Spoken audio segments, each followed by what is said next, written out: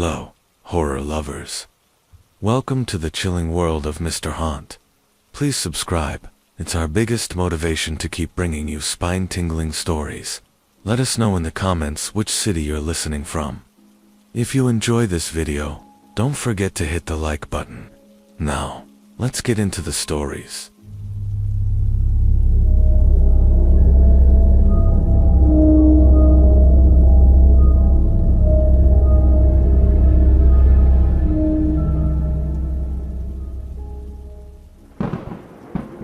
One evening I was dizzy. I don't know why. Maybe the heat. Maybe the way the wind kept circling my head like something alive. I'd just come home from work, bartending in a little dive on the outskirts of Townsend, Tennessee. One of those towns where the gas station is the only place open past 8 and people still whisper about curses. My shift ended at midnight, and I was driving the back way home through thick trees and winding roads near the edge of the national park, when I first saw him standing in the middle of the road. No shirt, bare feet, and his eyes were glowing. Not a metaphor, not like headlights. They glowed, a dull, unnatural amber. I slammed on the brakes. The old truck skidded, kicking up dust and gravel, but stopped just short of hitting him. He didn't flinch, didn't even move, just stared. I yelled out the window, "Hey, are you hurt?" He didn't answer, just turned and walked into the woods. And even though I told myself to keep driving, I followed him. Something was wrong. Deep in my gut, I knew it. I grabbed my flashlight and stepped into the trees. The air was cooler there, too cool for late August, and quiet, unnaturally quiet. I followed his footprints, bare, narrow, oddly spaced. Then I found the clearing, and the bones, animal bones, piles of them. Some gnawed clean, others cracked open. There were feathers, too, fur, something's spine hanging from a low branch, like a wind chime. Then I saw him again. He was crouched at the edge of the clearing, picking at something in his hand, a deer leg, fresh. His mouth was stained red, and when he looked at me, his teeth were wrong. Too long, too sharp, like little knives jammed into his gums. And that's when I realized he wasn't a boy. Not really. Not anymore. I ran, didn't look back, didn't stop until I was behind the wheel, slamming the door and spinning tires all the way home. But that night, I couldn't sleep, because every time I shut my eyes, I saw those glowing amber orbs, and those teeth. The next day, I told myself it was a trick of the light, maybe drugs, maybe just some messed up kid living off the grid. But I couldn't shake the feeling in my chest that this wasn't over. And it WASN's single quotes. 2 days later, someone went missing, a hiker from out of town. They found his campsite torn apart, blood everywhere. No body. A week later, a dog was found skinned, but not eaten. Like something had peeled it to see what was underneath. Locals whispered about mountain lions, but I remembered those teeth. Then, he came back, not in the woods. To my window. It was around 2:30 a.m. I'd left it cracked to let in the breeze, and I woke up because I heard breathing, deep, wet, and when I opened my eyes, he was crouched on the WINDOWSILL, smiling. His hair had grown longer, darker. His limbs looked stretched, joints bent the wrong way, and his eyes still glowed.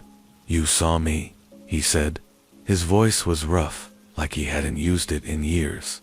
"You followed, so now you know, and knowing means you belong." Then he leaped backward, into the night. I called the police. They didn't find anything. No footprints, no sign of forced entry.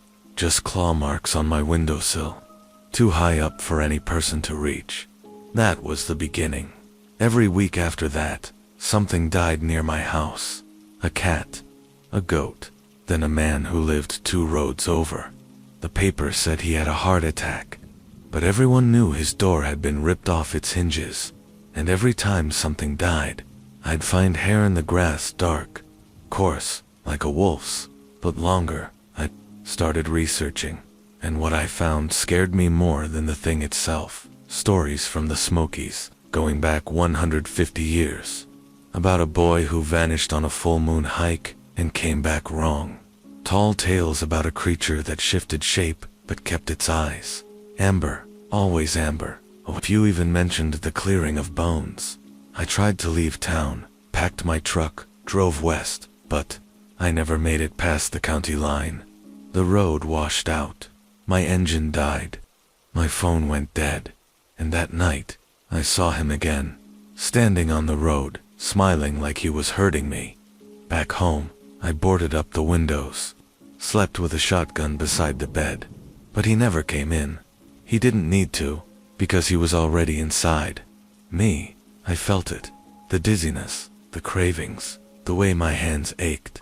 Every time the moon rose full, I was becoming like him, and he was watching, waiting. One night, I snapped, drove to the clearing with a can of gasoline.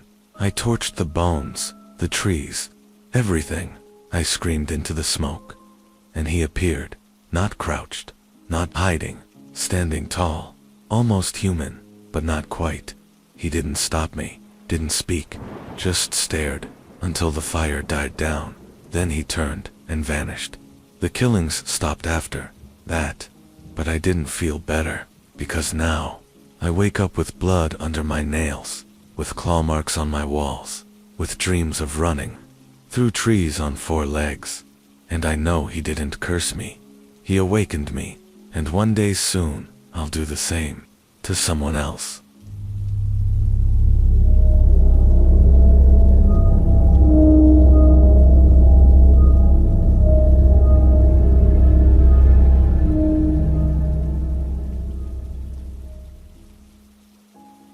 When I was young, I thought monsters lived only in stories. My grandpa used to tell me tales by the fire, his voice low, like someone might overhear. Stories about the walker in the pines, the beast of the hollow, the man with the bone mouth. They all sounded different, but the endings were always the same. Someone went missing, and nobody ever found the body. I was 10 when I saw it for the first time. It was summer, and we were staying at my grandparents' cabin in Bear Hollow, deep in the woods of North Carolina. No neighbors for miles, no cell reception, just trees, and the smell of pine and damp soil. My grandpa had been quiet that week, kept watching the tree line dot. Then one night, we heard the howling, not like a coyote, not like a dog, longer, deeper, carried by the wind, like it was looking for something. Grandpa stood up, walked to the fireplace, and started pulling out old, rusted chains. "Get inside the cellar," he told us. Now, we thought he was joking, until we saw the look in his eyes. That kind of look people get when they've already seen the end of something. We spent the whole night locked in the root cellar. No lights, just the stink of earth and onions, and above us, footsteps heavy, dragging. Something sniffed at the door. I swear I heard it breathing, heard the wood creak like it was leaning its full weight on it. Then came the scratching, slow at first, then furious, like it was trying to claw straight through. We held our breath. Then, just before dawn, it stopped. When we came out, the porch was torn apart. Deep gouges in the wood. The nails had been chewed, not pulled. And in the dirt, just beyond the steps, we found paw prints the size of dinner plates. But they weren't dog prints. They had toes. Years passed. Grandpa died. We stopped going to the cabin, but I never forgot that sound. The howl, long and lonely, like it was mourning something. I thought maybe I'd imagined it, until I went back. I was 28, working for a documentary crew filming legends of the Smokies, ghosts, black bears, cryptids. I remembered Bear Hollow, thought it would make a good segment. The cabin was still there, dusty, rotten, forgotten, but the chains were still beside the fireplace, and so was the trapdoor to the root cellar. The first night, it was quiet, too quiet. The woods felt off, like everything was holding its breath, and just after midnight, we heard the howl. Same as before, exactly the same, The rest of the crew thought it was a wolf, but there are no wolves left in that part of the state. Not naturally. The second night, our cameras picked up movement in the trees. A figure, tall, hunched, moving on 2 legs, but with the speed of something on 4, and then our generator died. We lit lanterns, huddled in the cabin, and something began circling the clearing, snapping branches, pacing. Then it started, talking, not full words, just sounds, trying to imitate us here. Goo, out, over and over, mocking. Then it scratched the door. I saw its face through the window. Not a wolf, not a man. Both. Its snout was long, but its mouth opened too wide, wider than any animal. Rows of teeth, some broken, some filed down 2 points. And its eyes, they were green. Human green, like someone was still in there, watching suffering. One of the crew. Jenna ran. It followed. We heard her scream about 100 yards into the trees. Then, nothing. Just the sound of chewing. We tried to leave at dawn. The truck wouldn't start. No gas, and all the tires were slashed, not knifed, clawed. We survived that day, barely boarded up the cabin, stayed in the cellar, but every hour, we heard it outside, pacing, breathing, talking, like it was learning, adapting. We lost 2 more by the end of the week. One disappeared on a bathroom trip. Another followed a sound he thought was Jenna calling for help. Neither came back. Just bones left in the fire pit the next morning, arranged like a warning. On the final night, it came through the roof, crashing through like it weighed 300 pounds. Wood splintered, lanterns exploded, and I got a glimpse of it in the smoke. It was grinning, not angry, happy it lived for this. The chaos, the fear. I ran, didn't look back, sprinted through the trees until I found the old Ranger Road, collapsed there, bloody, sobbing. A week later, they found me. I was the only one left. They blamed a bear attack, said I was traumatized. They never found the bodies, never found the cabin, just claw marks on the trees, 12 feet high. I live in a city now, concrete everywhere, but I don't go out on full moons, not even to the balcony, because sometimes, just past midnight, I still hear that howl, and sometimes, I swear I can hear it say my name.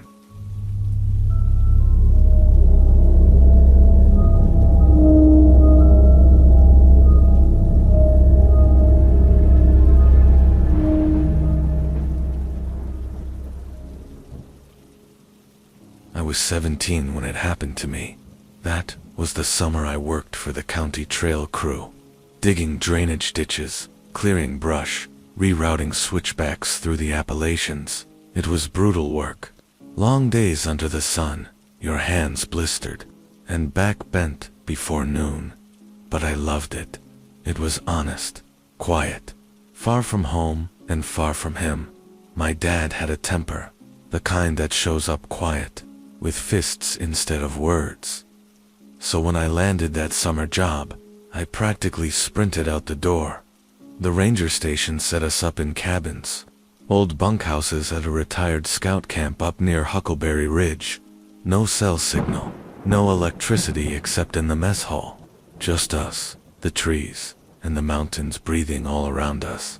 I was the youngest of the crew, but I didn't mind. At night, the older guys smoked and told stories, and I'd sit at the edge of the fire, just listening. That's where I first heard the name, Gatlin Jack. They said he was a wild man, lived in the woods since before the war, used to walk on 2 legs, but now ran on 4, that he had yellow eyes, could smell your blood from a mile away, and only came out when the moon was full. They said Gatlin Jack was the last werewolf in the Smokies. I laughed. We all did. Campfire stories to scare the new kid.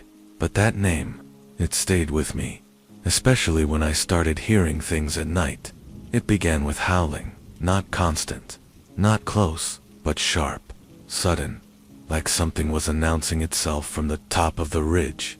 Then we started finding things on the trail, bones, hair, a deer torn in half, and left draped over a boulder. Like a warning, the older guys said it was just coyotes or a sick bear. But I saw their eyes. They were scared. One morning I found footprints outside my cabin. Human footprints. Barefoot but wrong. Too wide, toes too long. And in the center, deep claw marks in the soil. I told the foreman. He brushed me off. Said I'd been listening to too many ghost stories. But that night, I couldn't sleep. Something was moving outside. I could hear it breathing. Slow, wet, like it had lungs too big for its body. And then it scratched the wall. Not a knock. Not an accident. A long, deliberate clawing. Like it wanted me to know it was there the next morning. One of the crew, Mitch, was missing. He'd gone to the outhouse and never come back. We searched all day. Nothing, just his boots. Still tied, sitting neatly on the path like someone had undressed him carefully. The rangers blamed it on a cougar, but we all knew better. Especially me. Because in the dirt, beside those boots, I saw paw prints enormous, deep, and alongside them, human toes. That night, I didn't sleep. Sat up with a knife, heart pounding, watching shadows move across the cabin. Walls. Around 3 a.m., I heard footsteps. Not animal, bipedal, coming closer, than a hand, if you could call it that, slammed against the window. 5 fingers each, tipped with a black, curved claw, and a face leaned in, too long, covered in patchy gray fur, eyes like dying stars, and a smile. It was grinning, like it recognized me. I don't remember screaming, just waking up outside in the dirt, naked, bloody, with fur in my mouth. They found me the next day, 2 miles from camp. I said I didn't know what happened. They said I was lucky, but I knew the truth. I'd been touched by it marked after that. I changed. The woods felt different. I could hear things I shouldn't. Smell water underground scents when someone was behind me, before they even moved. And once a month, when the moon grew full, I felt my bones ache. I didn't turn, not fully, but I felt him in me. Gatlin, Jack, the thing that smiled, the thing that wanted to pull me into the forest forever. I didn't let him. I quit the crew, left the mountains, never went back. But I still feel it sometimes. When I'm alone in the dark, when I hear howling echo across the hills. He's waiting, watching, because once you hear the call, you never really leave the pack.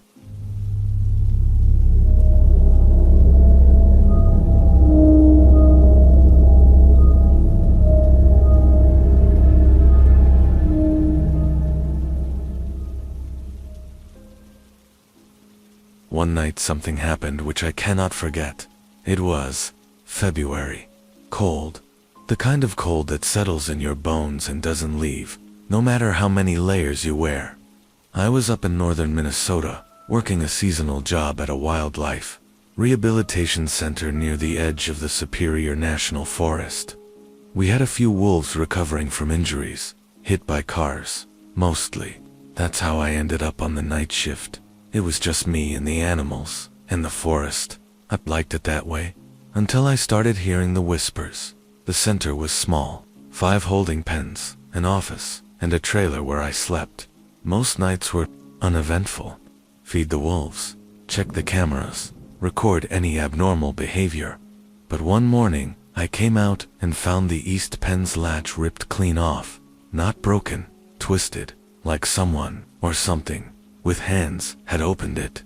The wolf inside, a female named Tasha, was gone.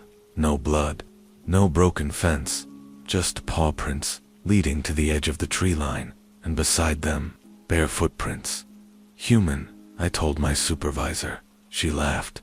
Probably a local nutjob, she said. Some anti-captivity protester. But I'd seen the prints. They were wrong.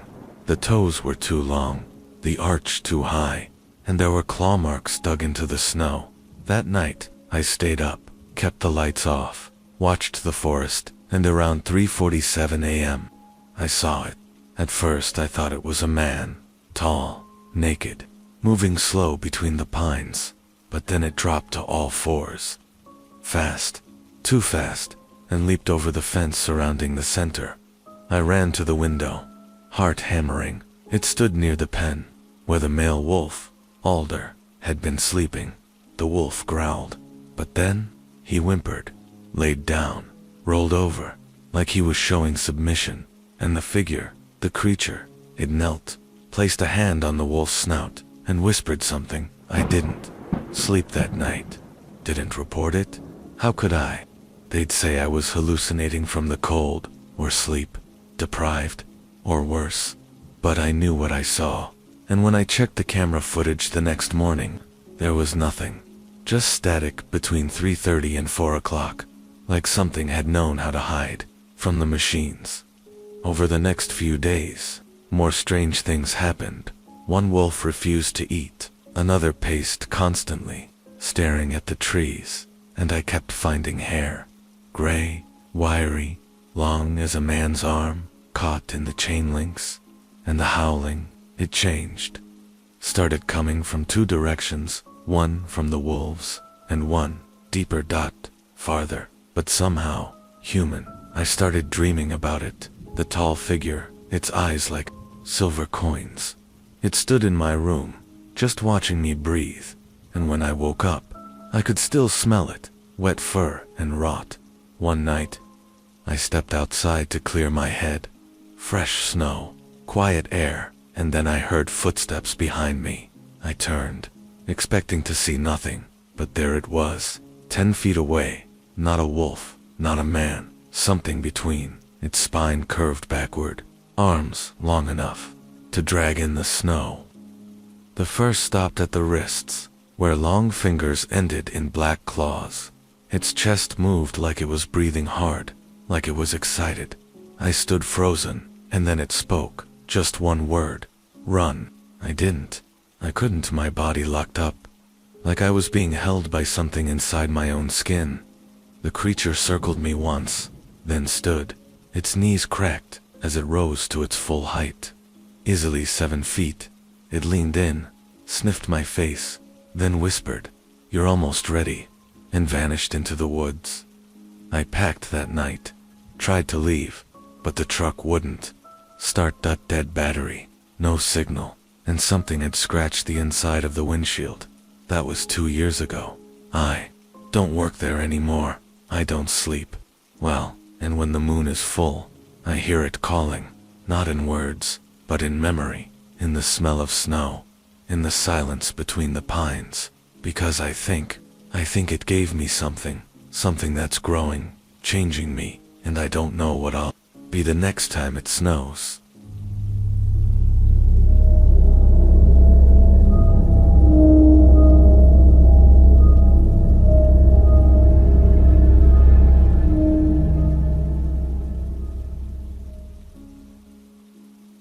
When I was 15, I thought monsters weren't real. That belief lasted exactly 2 weeks into December.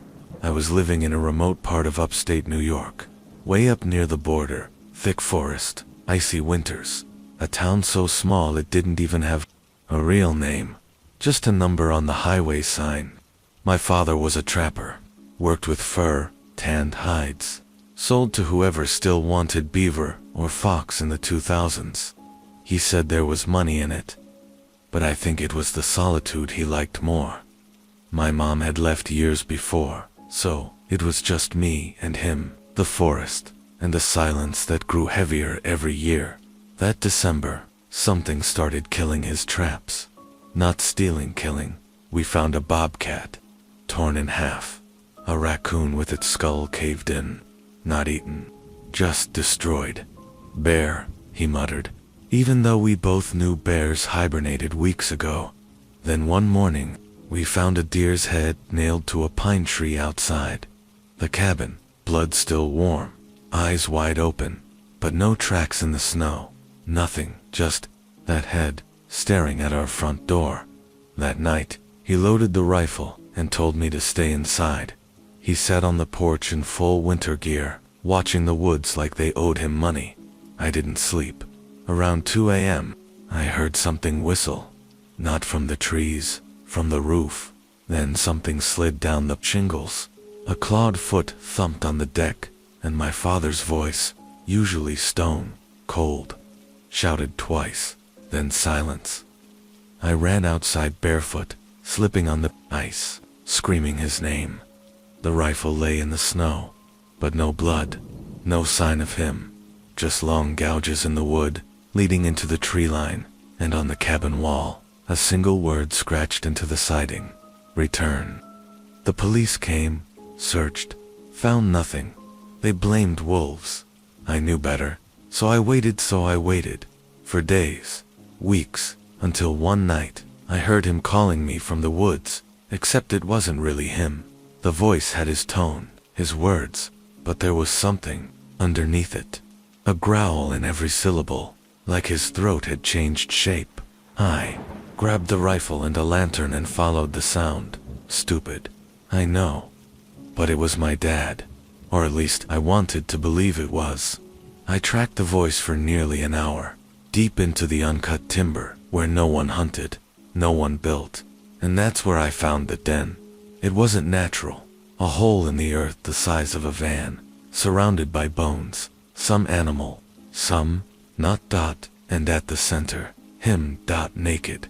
Pale eyes, milky white, hands too long, fingers twitching. He crouched on all fours, like he didn't know how to stand anymore, when he saw me. He didn't speak, he just grinned, a slow, wide, tooth, heavy, grin on. And in that second, I knew that thing wasn't my father. Not anymore. It lunged, fast. I fired once. Missed. Dropped the lantern. Flames licked up the dry leaves and bone piles. I didn't look back, just ran. The screams behind me were not human, and they didn't stop when the forest caught fire. I made it home and locked the door, fell asleep too. The sound of something howling. Not like a wolf, like a man trying not to be one. When the fire crews came, they found a burned-out pit, where the den had been. No remains, no body, just a torn flannel shirt with my dad's name stitched into the collar, and deep in the soot, a single claw, black as coal, sharp as glass.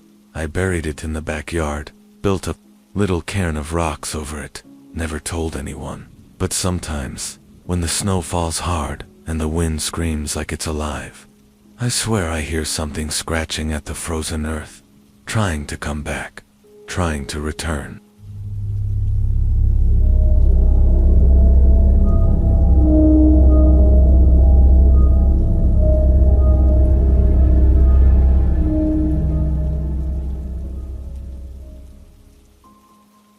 I was 19 when it happened to me. It was the summer I took a job at a horse ranch outside Bozeman, Montana. Not because I loved horses, not because I needed the money. I just needed to get away. I'd dropped out of college. My girlfriend left me. My parents wouldn't speak to me after the fight. That ranch felt like the edge of the world. Someplace quiet enough to pretend I hadn't ruined everything. The owner, Jed, was this old cowboy who barely talked, just gave you a job and expected you to do it. Muck stalls, check fences, feed the livestock, rinse and repeat.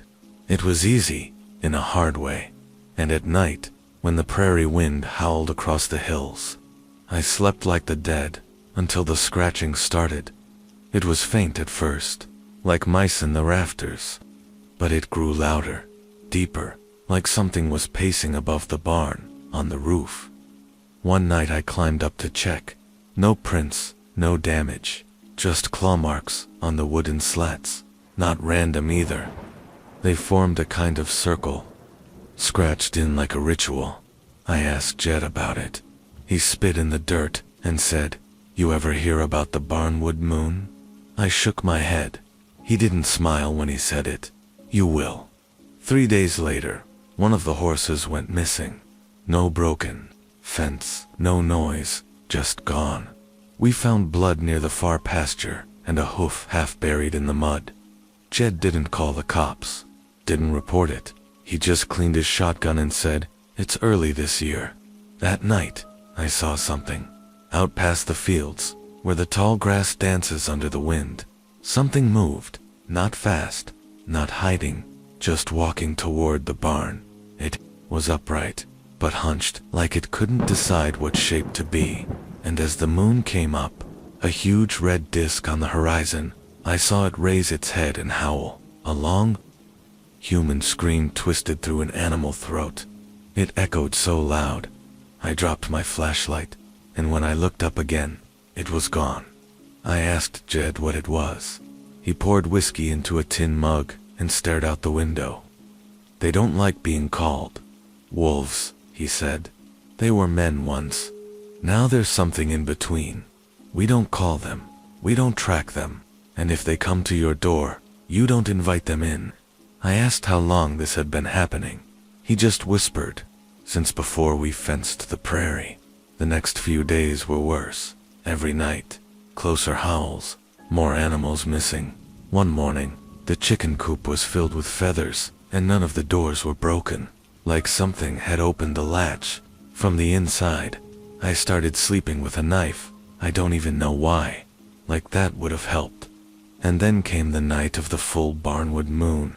That's what Jed called it. Said it only rose once a year. A red moon, low and heavy, that called them back. He told me not to go outside. Said if I heard voices, ignore them. If I saw someone I recognized, run. They wear your guilt like a skin, he warned. They know what you hate about yourself. That's how they get in. That night, I heard my mother's voice, soft crying, calling my name from the pasture. Then my ex, telling me she forgave me. Then myself, whispering every secret. I tried to forget, and in the spaces between the voices, something growled. I looked out the window and saw them. 4 of them, tall, gray, covered in patches of mangled fur. Their arms hung too low. Their heads twitched. When they moved, they walked like men wearing wolves as coats, and they were dragging something behind them. Jed, bleeding, barely conscious, his face was torn open, but he was still alive. I didn't think. I ran out with the shotgun, screamed. They all turned at once. Eyes like wet ash. One of them, smaller than the rest, spoke. Its voice was wrong, hollow and echoing. We're only taking what belongs to us. I pulled the trigger. It didn't even flinch. The shell tore through it, and it laughed. Then they vanished, like mist under moonlight. Jed died that night. Didn't say a word, just stared at the moon until he stopped breathing. I buried him out back, put a silver horseshoe over the grave. I left the next morning, never went back, but I know they're still out there, every year. On the night of the barnwood moon, I stay inside, lock the doors, turn off the lights, and wait. Because one day, they'll wear my face and come calling.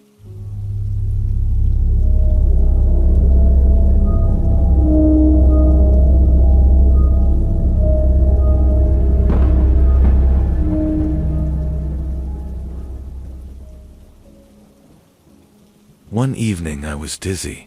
It hit me suddenly, like a drop in blood pressure.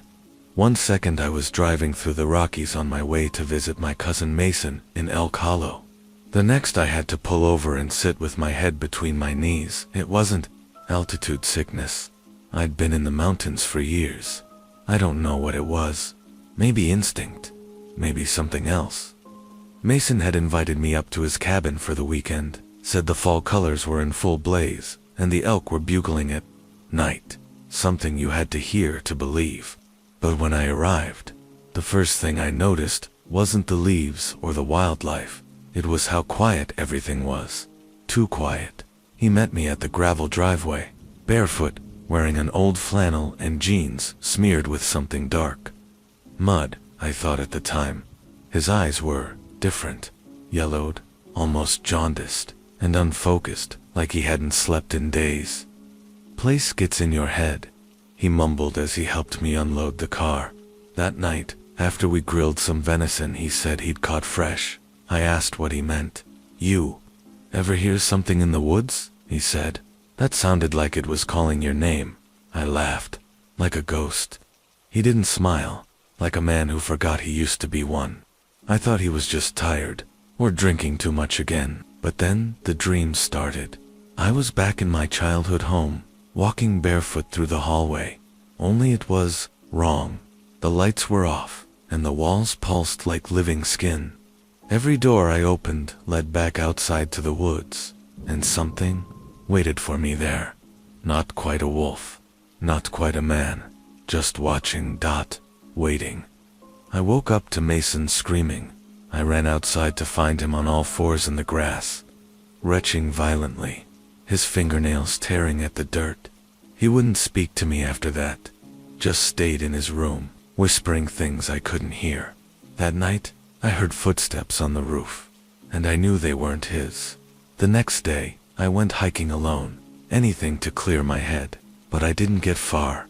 About half a mile into the woods, I found something half buried in the undergrowth. A deer, or what was left of it.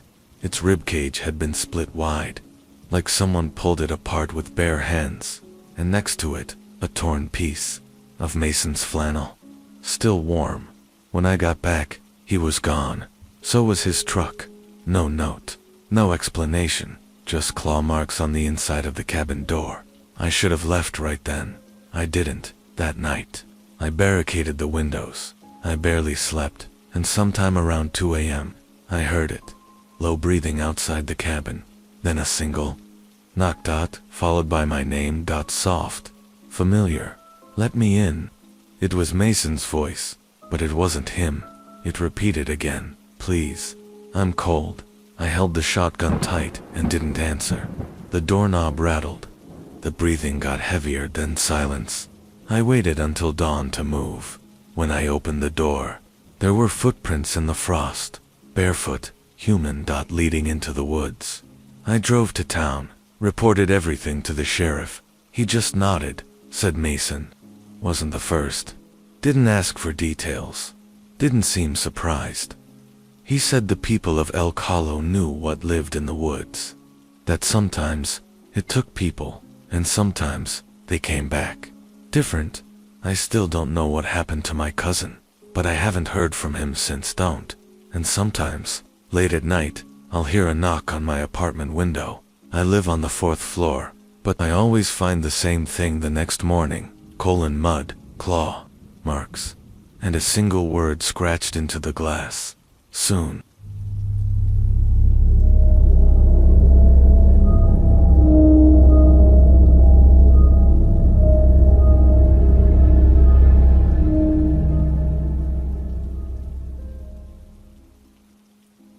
When I was young, I believed the forest behind our house was magic. My parents used to say, stay out of the woods after dark, but never explained why.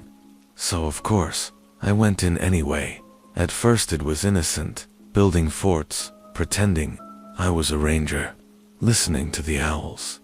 But something changed when I turned 11. That was the year I first heard it. It started one summer night. I was lying in bed, half asleep, when I heard something howl. Not like a coyote, not even like a wolf. It was lower, almost human, twisted, like a scream caught in a snarl. The next day, our neighbor's dog went missing. Then, the week after, something got into our chicken coop.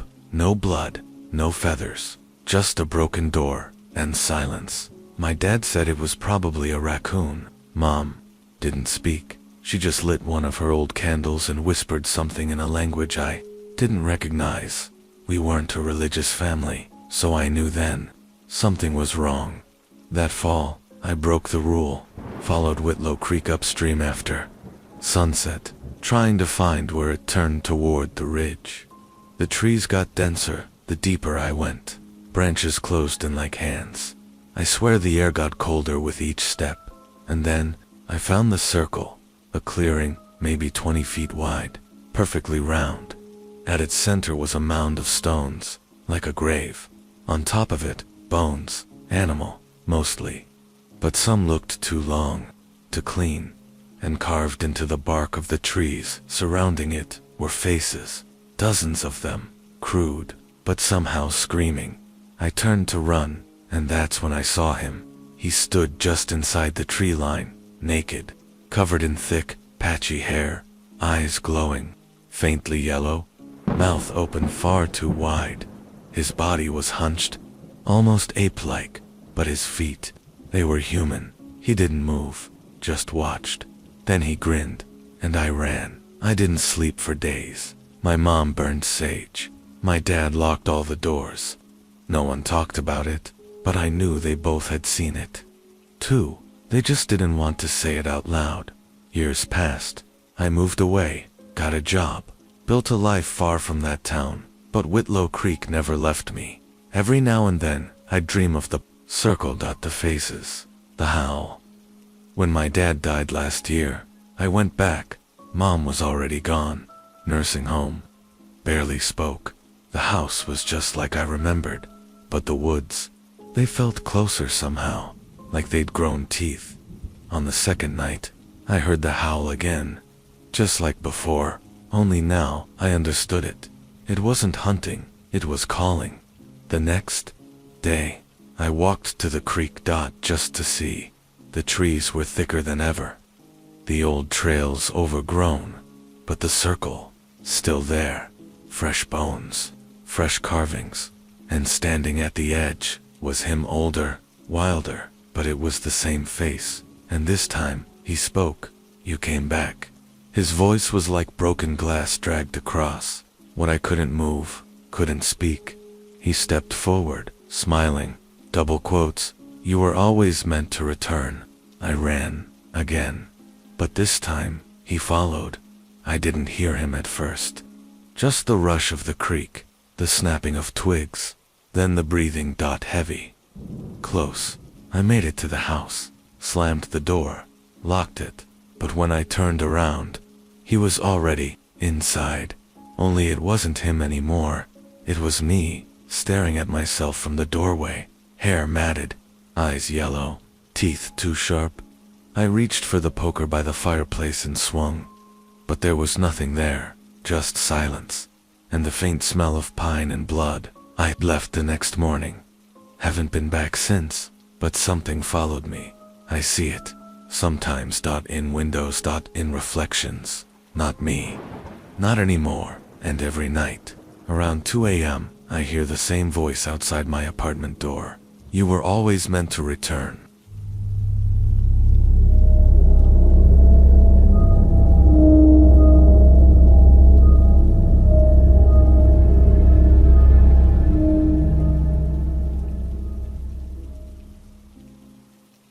I was 28 when it happened to me. I'd just gotten divorced, quit my job in the city, and moved back to the coast where I grew up. Not to my childhood home, but a small rental cabin on the outskirts of a forgotten fishing town called Rookhaven. Most people had either died or moved out years ago. What was left were creaking docks, boarded up windows, and the ocean wind howling through salt, burned trees. It was exactly what I thought I needed. What I didn't know was that I was renting a cabin near a place the locals never talked about. I first noticed it in the way people looked at me, like I didn't belong, but not in the usual small town way. They weren't just suspicious. They were afraid for me. One old man at the grocery store pulled me aside when I asked for directions to the local trail loop. He grabbed my arm harder than he needed to and said, "Don't go up past the inlet. Not once the fog rolls in." I thought he was joking. He wasn't. A week after moving in, the fog came. It wasn't like normal coastal mist. It rolled in so thick, I couldn't see 5 feet off the porch. The world went gray. Still, like time paused. And with it came a sound. Not the ocean, not the wind. It was breathing, heavy, rhythmic, like something sleeping just out of sight. And then it changed. Footsteps slow, deliberate, circling the cabin. I turned off the lights, peeked through the blinds, and I saw shapes large, hunched forms in the mist. Upright, covered in patches of wet fur, heads low, but ears twitching. They didn't move like any animals I knew, and worse, they didn't act afraid of being seen. One of them stopped by the front porch and just stood there, swaying slightly. I didn't sleep that night. The next morning, the fog was gone, but muddy footprints remained. not paw prints, feet long, human-like, except for the claws. I asked around town. No one would talk, except for one woman, Nellie. She was the bartender at the only open place left, the Blue Harpoon.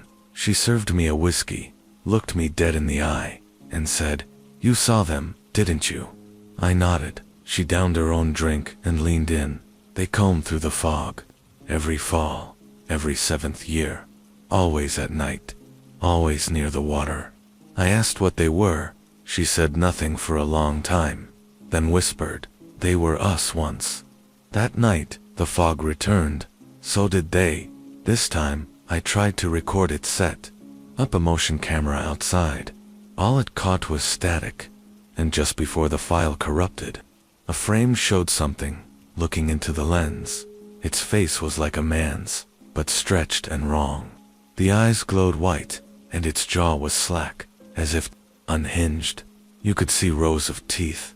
It wore what looked like an old fisherman's coat, shredded down the back to make room for its spine. Now curved and exposed, Nellie came to my cabin the next day. She had a box of old photos, newspaper clippings, and drawings done in charcoal. They showed what she called the rook things. Creatures from the marshes, once men, now something else. Twisted by the sea, by the moon, and by blood rituals the fishermen once practiced. They used to say you could survive a bite if you didn't scream, she told me.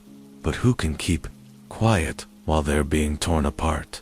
I planned to leave, packed everything, loaded the car. But that night, the fog came early, before sunset. I never made it to the highway. The last thing I remember was the sound of the engine stalling, then the fog swallowing the road whole, then a face in the rearview mirror. Not mine, not anymore. I woke up back in the cabin. It was 3 days later. Nellie was there, terrified. She said she'd found me lying in the marsh, clothes torn, eyes open, but unblinking. There were claw marks on my arms, but no blood, no wounds, just scars, like they'd healed overnight. Since then, I've felt it inside me. My hearing's sharper.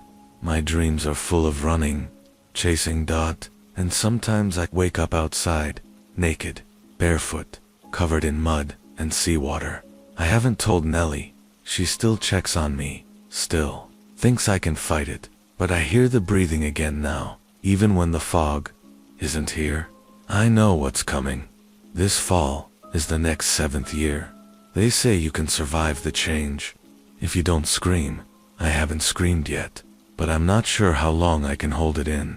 And if you ever visit Rookhaven, don't look into the fog, because something in there is wearing my face, and it's learning to smile.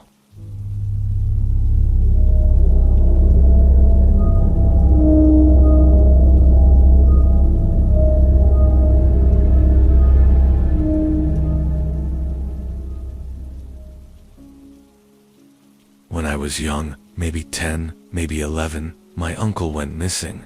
They said it was a hunting accident, that he got lost in the woods near Briar Hill, up in the northern part of the state, where the pine trees grow so thick they swallow your voice. But I knew the truth, or at least part of it, because I saw what took him. My Uncle Ray wasn't like the rest of my family. He was loud, strange, too rough with his jokes, too quiet when he wasn't drinking. But he was kind to me. Always let me tag along when he went hunting, even when my dad said I was too soft for it. One fall weekend, just before Halloween, we went up to the cabin at Briar Hill. It was old, nearly falling apart. No plumbing, no power, just a fireplace and oil lanterns.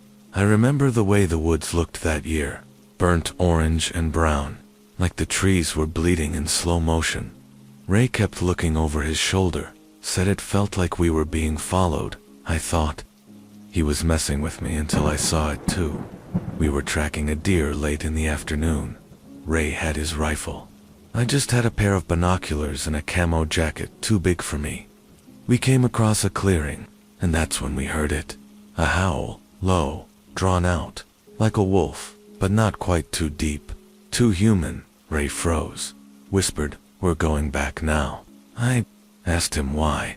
He didn't answer, but he looked pale. We never made it back to the cabin.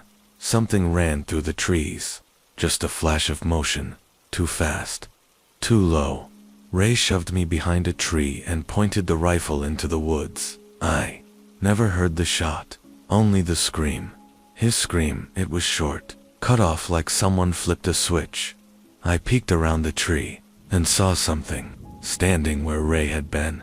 It had his face, sort of, but wrong. Longer, snout-like. The skin stretched into fur.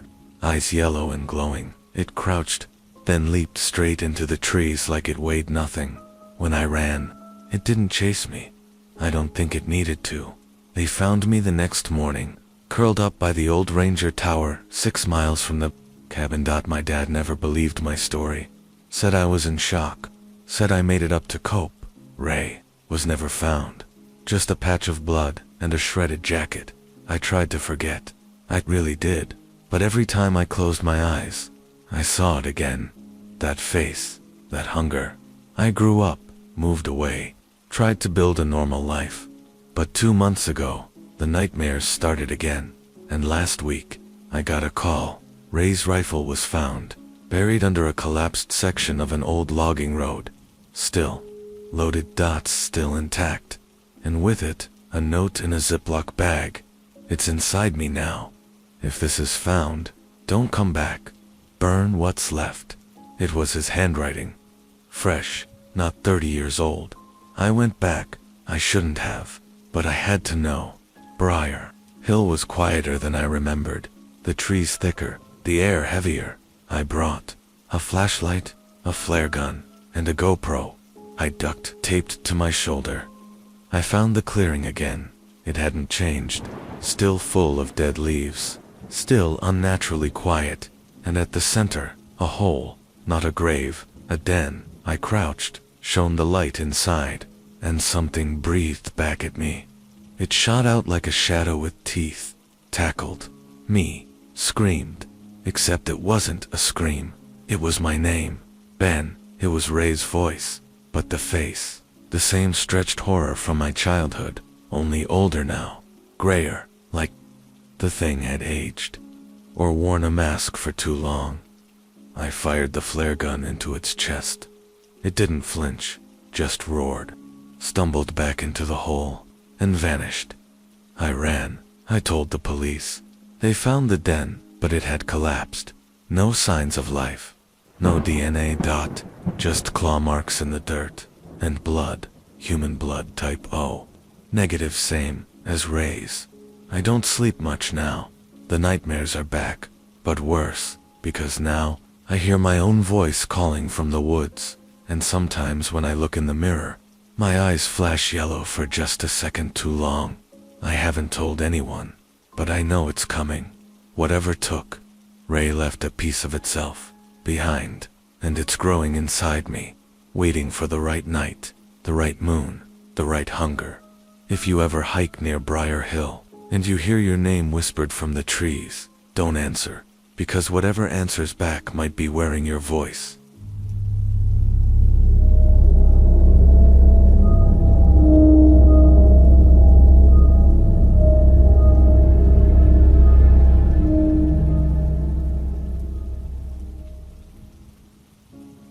I was 23 when it happened to me.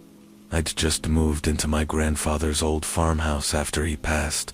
A place I barely remembered from childhood, except for the way the floorboards creaked, like they were whispering secrets. It was cheap, remote, falling apart in places, sure. But I needed space after what happened with Claire. A breakup, an anxiety spiral, and a job layoff, all rolled into one long, aching collapse of who I thought I was. So I took what little money I had and disappeared into the fields of western Pennsylvania, thinking isolation would heal me. It didn't, because isolation is how it found me. The house sat on 15 acres of untamed land, overgrown trails, a collapsed barn, and a tool shed way out near the tree line that my grandfather always told me not to go near. Said it was full of bad memories. I figured that meant tools, rust, maybe the skeleton of some old tractor. But on the second night, I found something else, something that made me want to leave, but kept me chained to that place, all the same. It was around 2 a.m. when I first heard it, a distant snapping of branches and a deep growl that rolled across the fields like thunder trapped in a throat. At first, I thought it was coyotes, or maybe a bobcat. Then the shed door slammed shut on its own. From the inside, I didn't go out there until morning, but when I did, I found claw marks, 3 long gouges, ripped across the door, too big for a dog, too clean for a raccoon, and just beneath the handle, scratched into the wood, "Stay out." It wasn't there the day before. The next few nights, things got worse. I started waking up outside, fully clothed, barefoot, freezing, no memory of leaving the bed. Once, I woke up on the porch, mud on my hands, and blood under my nails. There were prints in the grass. Mine, and beside them, larger, deeper, with claws. I started keeping a journal, trying to track when I lost time, trying to prove to myself I wasn't insane. But then I found a page I didn't remember writing. The handwriting was mine, but warped, messy. It said, "The moon brings him, he is me, I am him. We are hunger." I set up cameras, motion sensors. I needed to know what was happening when I blacked out. What the footage showed made my stomach twist into a knot I still haven't untied. It started around 1:38 a.m. I walked out to the field in my pajamas, stopped by the shed, looked up, and then I collapsed. Started convulsing. Clothes toward skin, stretched, limbs broke and reformed in impossible ways. And then I stood up, different, covered in fur, eyes glowing, teeth too long for any human mouth. I watched myself. No, the thing I became. Walk into the woods, on 2 legs, and return an hour later, dragging something behind it, something human. Shaped the footage cut out. I checked the ground.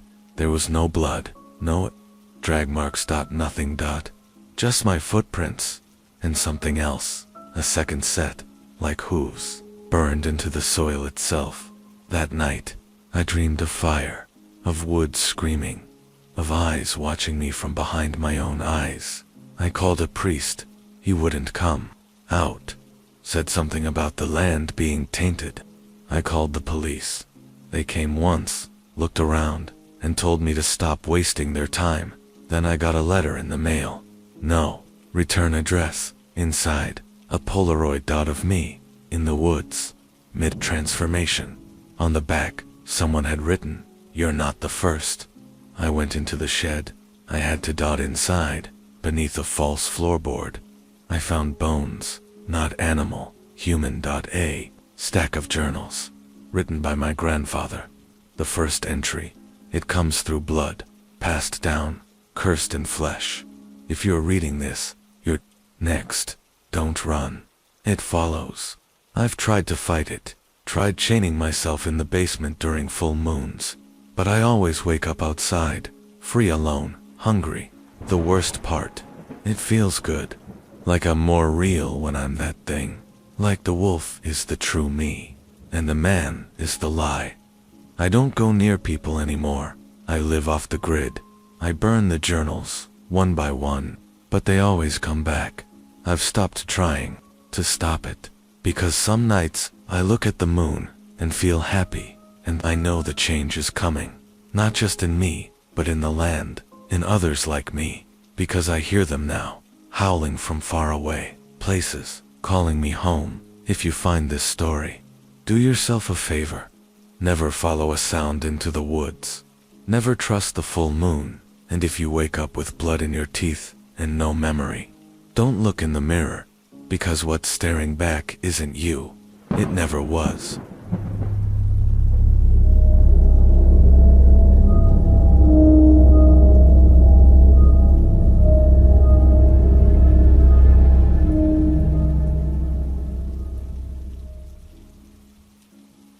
One night something happened which I cannot forget. It was the coldest night of the year, The kind of cold that makes your bones ache, even under 5 layers. I was working a temporary gig up north, doing maintenance and supply drops for backwoods. Cabins that hadn't seen proper electricity since the 60s. It was just me and my snowmobile, coasting through a dark forest trail that twisted like an old man's spine. The snow came down like ash, silent, constant, almost sacred. I had one last delivery before I could call it a night. Cabin 6, at the edge of Glacier Ridge. Nobody lived there full time. Some wildlife guy had rented it for a few weeks to study migration patterns, or so I'd been told. I'd never met him, but that night, I saw what was really waiting in that cabin. The trail was half blocked by fallen branches. I parked the sled and walked the last stretch. The trees were too still. No wind, no animals, just that snow, falling in vertical silence. I knocked, no answer. The door creaked open. It was unlocked inside. It was warm, but not lived in. No gear, no boots, no scent of food or people. Just a single journal on the table, and deep claw marks on the inside of the doorframe. They looked fresh, and there was something else. A stain, dark and sticky. Blood, half frozen. I backed out slowly, but I didn't get far, because something stood at the tree line, watching me. At first I thought it was a bear, big, black, hunched forward, but then it moved, fast. On 2 legs, I ran back to the snowmobile, the engine screaming to life under my shaking hands. It chased me, not like a predator, like something territorial. Something ancient. It moved through snow, like it didn't exist, like the earth made room for it. I didn't look back again until I was a mile away. Even then, I could feel it, running parallel to me. Keeping pace in the dark, I made it back to base. Camp around midnight. Didn't tell anyone. What could I say? There's something in the woods that walks like a man and howls like a wolf. But the next day, Cabin 6 was off the route, closed for winter. The new map said. I checked. There was no record of a wildlife researcher, no permits, no name. The journal. I took it, and I read it. The entries were frantic, scattered. They started. Normal, weather notes, animal tracks, food, inventory. But then they shifted. Night 6, saw something by the firewood stack, thought it was a moose until it smiled. Night 9, woke up with scratches down my back, door still locked, no prints in the snow. Night 11, I saw my reflection in the window. It blinked after I did. Night 13, I think it's wearing my face now. I don't know which one of us is real. The final page simply read, full moon tonight. If I don't come back, don't look for me. Burn the cabin. I didn't go back to the cabin. But a week later, I heard that something had torn through the wildlife station 20 miles east. They said it was a wolf pack, but wolves don't walk through locked doors. They don't stand up like people. They don't whisper your name from the tree line. It's been 2 winters. I still worked the trail, but I don't take night shifts anymore. And I never go near Glacier Ridge, because I know that thing is still out there, wearing the face of a man who once wrote in a journal and slowly forgot what it meant to be human. Some nights, I hear it. Long, low howls that echo between the hills, calling for someone. Sometimes I think it's calling for me, and sometimes I want to answer.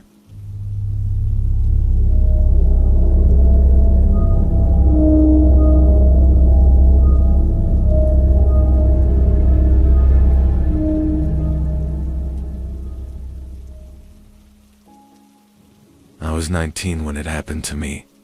Too young to understand grief, old enough to know what guilt felt like. My older brother, Mason, died in a car accident that summer. He was driving home from a party. I was supposed to be with him that night, but I bailed, told him I had a headache.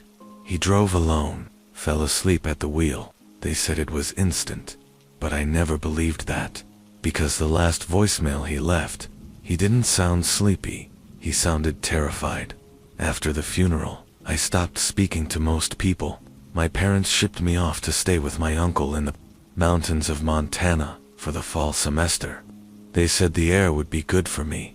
They didn't know what else to do. He owned a hunting lodge on the edge of the forest. Remote, quiet, the kind of place where the silence doesn't calm you. It listens to you. My uncle didn't talk much either. Just handed me a set of keys and told me to stay out of the woods after dark. It wasn't long before I started hearing the howling. It wasn't like wolves on TV.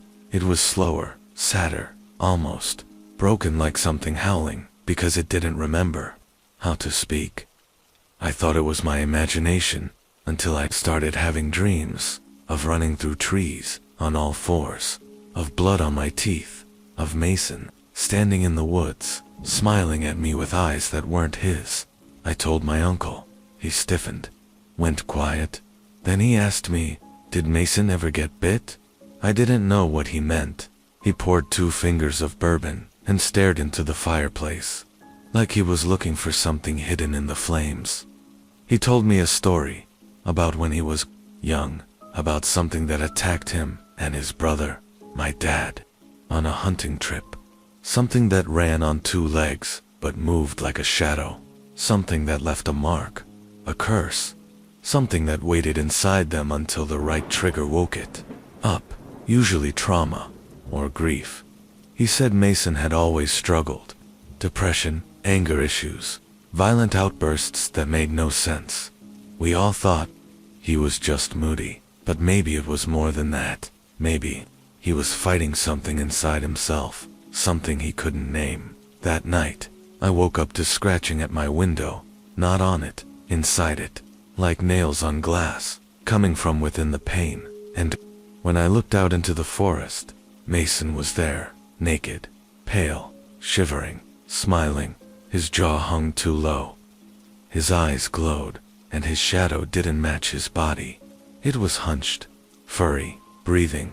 I didn't scream. I just turned away and pulled the blankets over my head. In the morning, there were muddy footprints outside my room.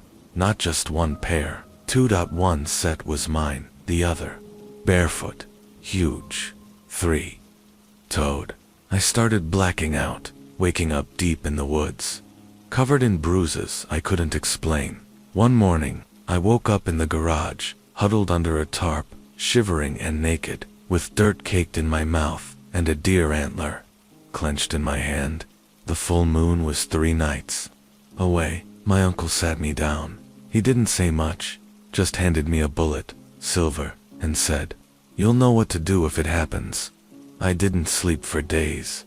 The night of the full moon, I chained myself in the cellar. Thick chains, iron cuffs, reinforced beams. I thought it would work. It didn't. The chains held for 2 hours. Then something inside me cracked, and the thing underneath my skin took over. I remember the pain, like being boiled alive inside my own skeleton. I remember the smell of hair and blood and rot. And I remember Mason. He was waiting for me in the woods, smiling, happy, like we were finally the same. We ran together, hunted, killed something I couldn't identify in the morning light. When I woke up, I was back in my bed, clean, safe. But something was missing. A piece of me, gone, and in its place, something else, something awake. My uncle left that week, didn't say goodbye, just vanished. He left behind a note. We all fight it. Some lose faster than others. If you feel it winning, run somewhere you can't hurt anyone. And if you can't, end it before it ends you. I live alone now. Remote cabin. Miles from anyone. I leave notes for myself. Chain myself up every full moon. Even though it never works. Because deep down, I don't want it to. There's something beautiful about letting go. About not being human. About becoming the thing I was always afraid I might be. If you find this story, don't look for me. Don't follow the howling dot. And if you see someone standing in the woods that looks like me, it's not anymore. Like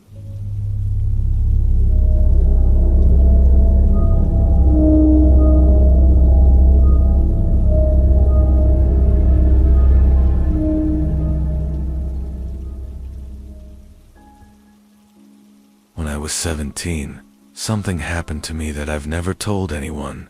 It was the summer after my junior year. I was working nights at a gas station off Highway 11, the kind of lonely stretch of road where no one stopped unless they were lost or desperate. My shift was 10 p.m. to 6 a.m. Just me, a till that barely balanced, and the glow of buzzing fluorescence. That summer, we started getting reports of missing hikers. The locals blamed bears, but bears don't peel open tents like sardine cans. Bears don't leave footprints that look almost human, and bears don't scream like people just before they vanish. It was a Tuesday night when the first one came in. Tall guy, hood up, didn't say much.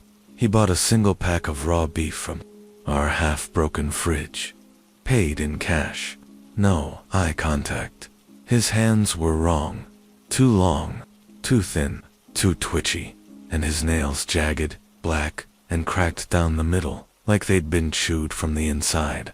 I watched him walk into the woods behind the station, meat in hand, and I swear to God, I heard him laugh, not like a man, like something pretending to be one. That same night, a girl came running in at 3:12 a.m., barefoot, bloody, crying. Her name was Leah. She'd been camping with her boyfriend 2 miles out. She kept saying, "It wasn't an animal. It wasn't an animal. It knew our names." I tried to call the sheriff, but the phone was dead. I gave her water, a blanket, locked the doors. She wouldn't stop shaking. I sat her in the back office and turned on the old security monitors just to feel safer. That's when I saw it. At first it looked like a dog, big, lean, mangy. Then it stood, not fully upright, just enough to know it wasn't natural. Its face wasn't a face. It was a snout stretched too far, with a mouth full of teeth that looked too human and too many. It had ears, but they twitched like antennae, and its arms, Jesus, they bent backward when it moved, like broken branches. It walked up to the front window and pressed its head against the glass. I didn't breathe. Neither did Leah, she whispered. That's not what bit him. I turned to ask her what she meant, but she was gone. The back door was wide open, and the locks were snapped clean off, like someone, or something, had torn them from the inside. That's when I remembered her feet. She was barefoot when she arrived, but she didn't leave prints when she ran. The next night, I quit. But I didn't leave town. I started researching, not online. No one posts this stuff on real websites, but in libraries, bars, through whispered stories from truckers and old loggers, with glassy stares. The thing in the woods. It wasn't just one dot. It was a curse. Something that moved through people like a virus, passed through bites. Yes, but also through fear, through dreams, through exposure.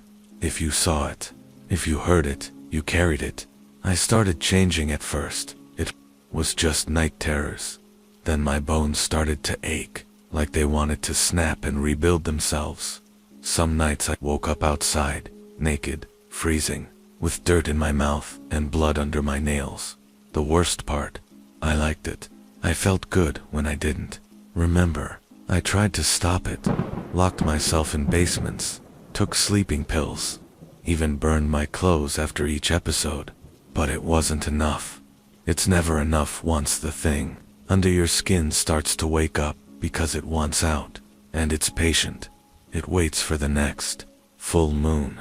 It waits for the next weak moment. It waits for someone else to see it, and when they do, it starts over.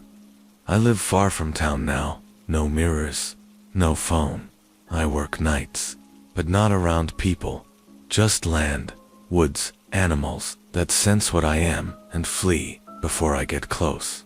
Some mornings, I wake up with fur in my teeth and the sound of snapping bones echoing in my dreams, but I'm still me, I think, at least for now. But if I ever stop writing these notes, if the howling ever stops completely, that means it's finally taken over. And if you find this page, don't look for me. Don't listen to the howling, because the more you hear it, the closer it gets.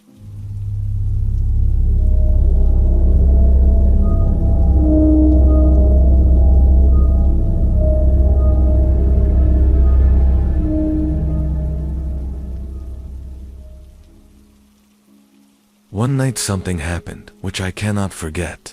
I was house sitting for a friend upstate. It was supposed to be simple. 3 nights. Feed the cat, water the plants, lock up. That was it. The house sat on the edge of a national forest, backed against a long stretch of pine trees. The kind that bend in the wind like they're whispering. My friend Jenna had just moved out there and loved it for its quiet. I hated it the second I stepped out of my car. It wasn't the trees. It wasn't the silence. It was the way the air felt, too. Still, like the forest was holding its breath. The first night was uneventful. I fed the cat, watched some TV, locked the doors. Then I heard footsteps on the gravel outside. Slow, measured. I looked through the blinds. Nothing. Just empty woods. But the cat hissed and ran under the bed, and I've never seen her do that. Not even once. I turned on every light in the house. Slept with a knife under the pillow. Didn't sleep much. The second night is when I saw him. I woke up around 2 a.m. No reason. Just the kind of cold sweat that yanks you awake without warning. I went to the window. There was a man standing in the trees, not moving, just watching. I couldn't make out his face, just the shape of him. Tall, thin, oddly proportioned. Something about the way his arms hung too low and too straight didn't sit right with me. I blinked. He was gone. I checked the doors, locked eye. Checked the windows, secure. I told myself I imagined it, that maybe the shadows played tricks. Then I noticed the footprints. Mud, leading to the edge of the patio, but none leading away. The third night, I didn't plan to sleep. I stayed up with the lights off, watching the woods through a pair of binoculars I found in Jenna's closet. I scanned the tree line, hour after hour. Nothing then. I saw him again, closer this time, 10 feet from the back door, still staring. His mouth was open, not wide, not shouting, just open, like it was stuck that way.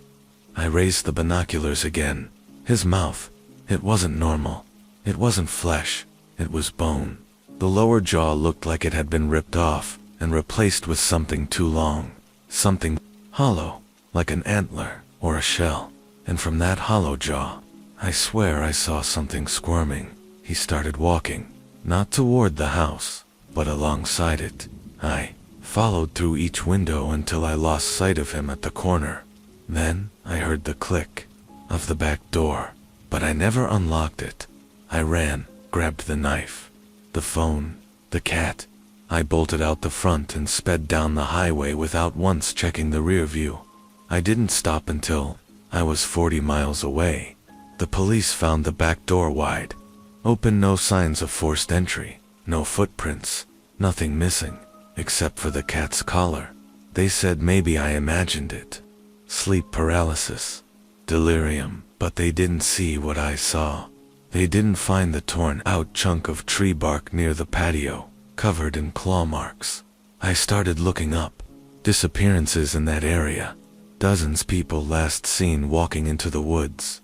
Rangers, campers. Kids. All gone without a trace. A few old blogs described the hollow-jawed man. Said he wasn't a ghost, wasn't a cryptid. He was a carrier, not of a disease, but of a curse. A curse that crept into your dreams, that stretched your bones when you slept, that made your mouth open wider than it should. One entry said, if you see him, you've already been marked. It'll start with your joints aching. Then your teeth will feel loose, and one day, you'll hear the trees speak your name. That's when you're his. I thought it was nonsense, until the pain started in my knees, my elbows, my jaw. I can't eat anymore without pain. My teeth feel like glass in my mouth. And at night, when I wake up suddenly, my mouth is always wide open, too wide. The inside of my throat feels raw, like something has been crawling out. I haven't left the house in weeks. The mirrors are all covered. I sleep on the floor with a belt around my head, trying to keep my jaw shut. It doesn't help.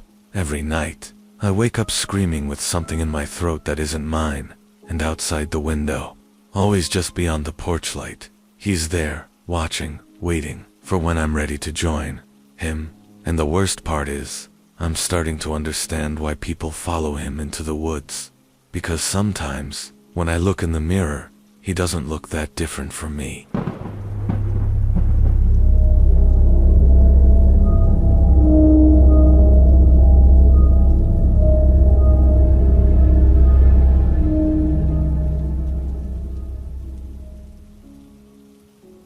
I was 17 when it happened to me, and no matter how much I've tried to forget, I still hear its howl in my sleep. Arrow Ridge was a quiet mountain town, more trees than people, more deer than traffic. I grew up there, and we had our fair share of old folklore. You know, ghost stories, miners that vanished, lights in the woods. But the one tale everyone knew but never talked about was the Ridgeback. They said something roamed those woods every full moon, something that walked on two legs, but ran like a beast. I thought it was a joke, a spooky story to keep kids from sneaking out, until the night I saw it for myself. It was late October, cold enough to see your breath. My friend Devin and I had driven up the ridge to shoot some photos of the full moon. We had this old Nikon, and big plans to submit something to the county fair. We set up just before midnight on a clearing that overlooked the valley, and that's when we heard it. At first, I thought it was a coyote, but it was too low, too deep, like a growl wrapped in grief. Devin stopped adjusting the lens and looked at me. "You hear that?" I nodded. "Mountain lion. Mountain lions don't make your bones shiver," he muttered. We laughed, but it wasn't real. The kind of laugh you do when you don't want to admit you're scared. Then we heard something crashing through the underbrush. Not a deer, something huge. Whatever it was moving fast, and it was coming toward us. Devin turned on his flashlight and swept it toward the trees. We caught a glimpse, just for a second, but that second still haunts me. It was tall, taller than a man. Its shoulders were hunched, head down, and its arms hung too low. Its eyes glowed, not red, but this awful, pale yellow, like sulfur, reflecting FIRELIGHT. It saw us, and it screamed, not a howl, not a roar, a scream. Human. We ran, left everything, the camera, the tripod, even our jackets. We didn't stop until we were back in the truck, doors locked, engine sputtering because Devin was shaking too. Hard to turn the key. The sheriff didn't believe us, said it was a bear, or maybe we drank something we shouldn't have. But the next day, when we went back with my dad to get the gear, everything was gone. Even the tire tracks. Like we were never there. All that remained were claw marks on a tree near the clearing. 3 deep gouges that started 10 feet up, and hair, thick, black, coarse, stuck in the bark. Devin left town the next year, joined the Navy, never came back. Me. I stayed. But I don't go up the ridge anymore, not during a full moon, because I've heard it since. That same scream. That same sound that makes your soul feel too small to hide. And once, just once, I swear I saw something watching me from the tree line behind my house. I only saw its eyes. Yellow, unblinking, waiting.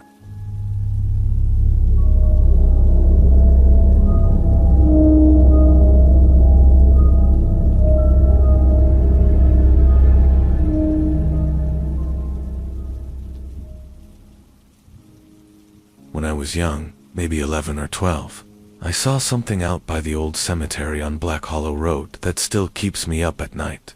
It was the summer of 1997, and my cousins had come to visit our little farm outside of Bracken Hollow, Kentucky. The place was remote, miles of fields and forests, with an old iron-fenced cemetery on the edge of our property. My uncle always said to stay away from it after dark. "Animals get funny out there," he used to say, "and not the kind you want to meet."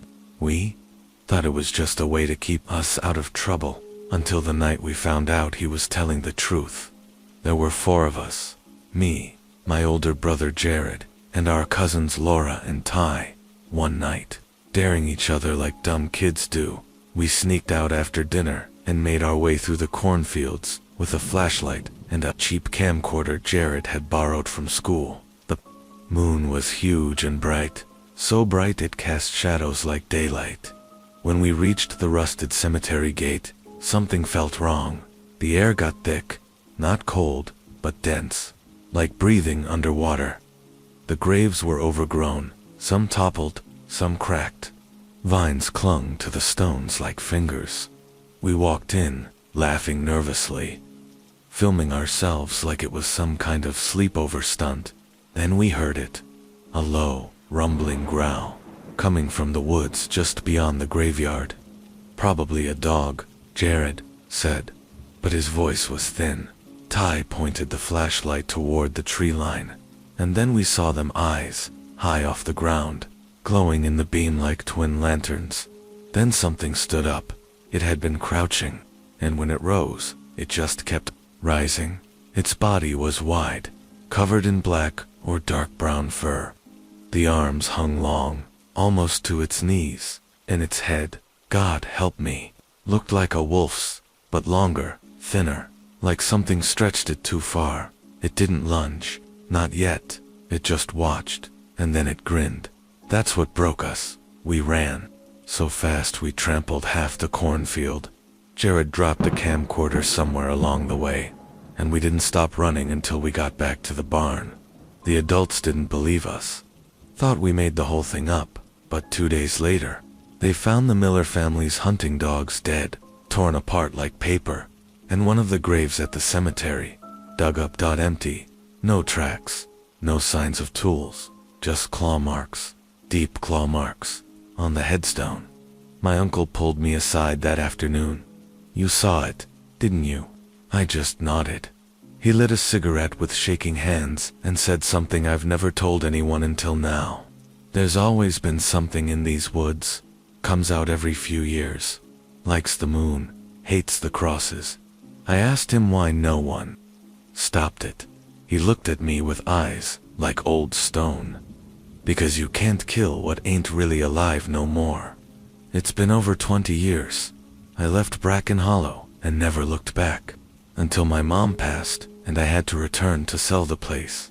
The cemetery is still there, still quiet, still waiting. And last night, I heard something howl behind the barn. It wasn't a coyote. It sounded almost human, but not quite. And I swear I saw something with long arms and yellow eyes, watching me from the edge of the cornfield, smiling.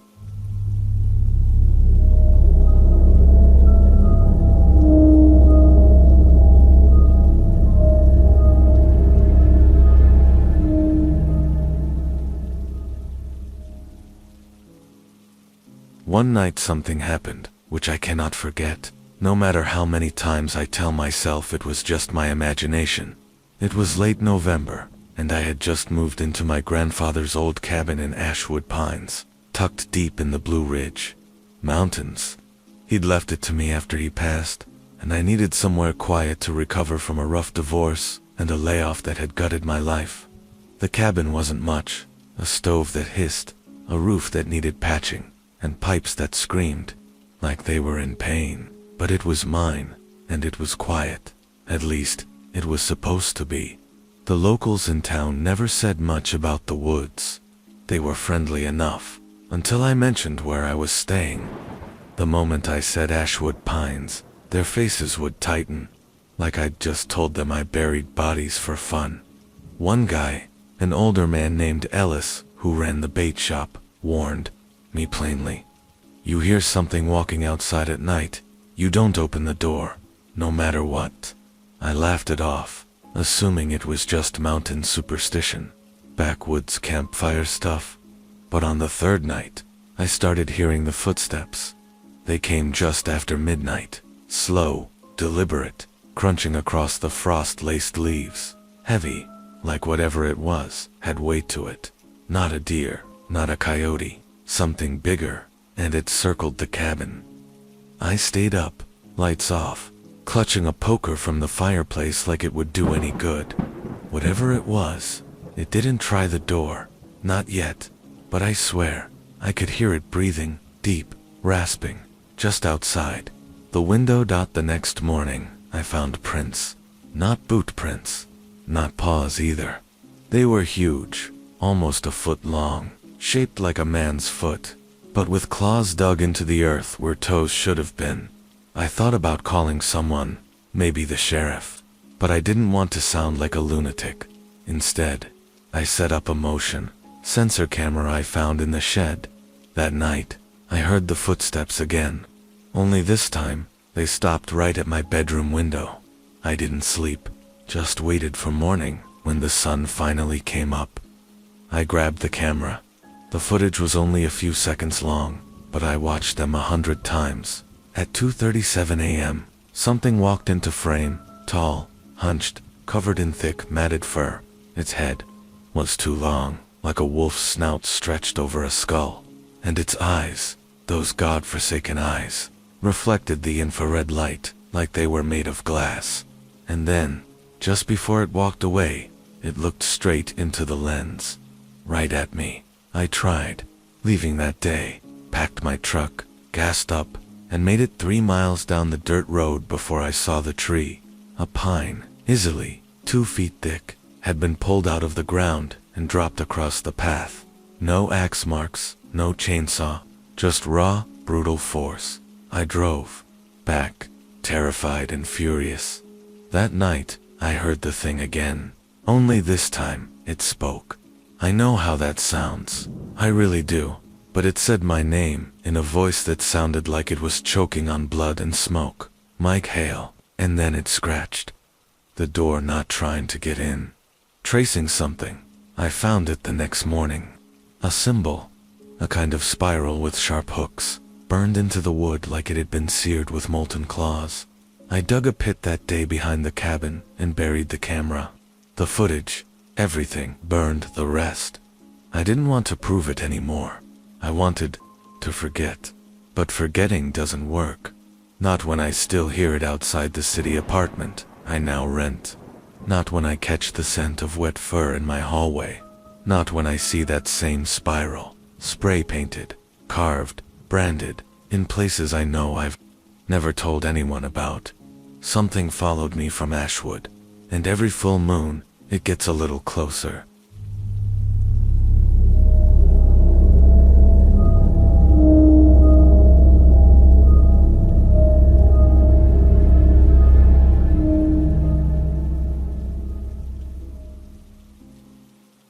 I was 22 when it happened to me, and I haven't gone camping since.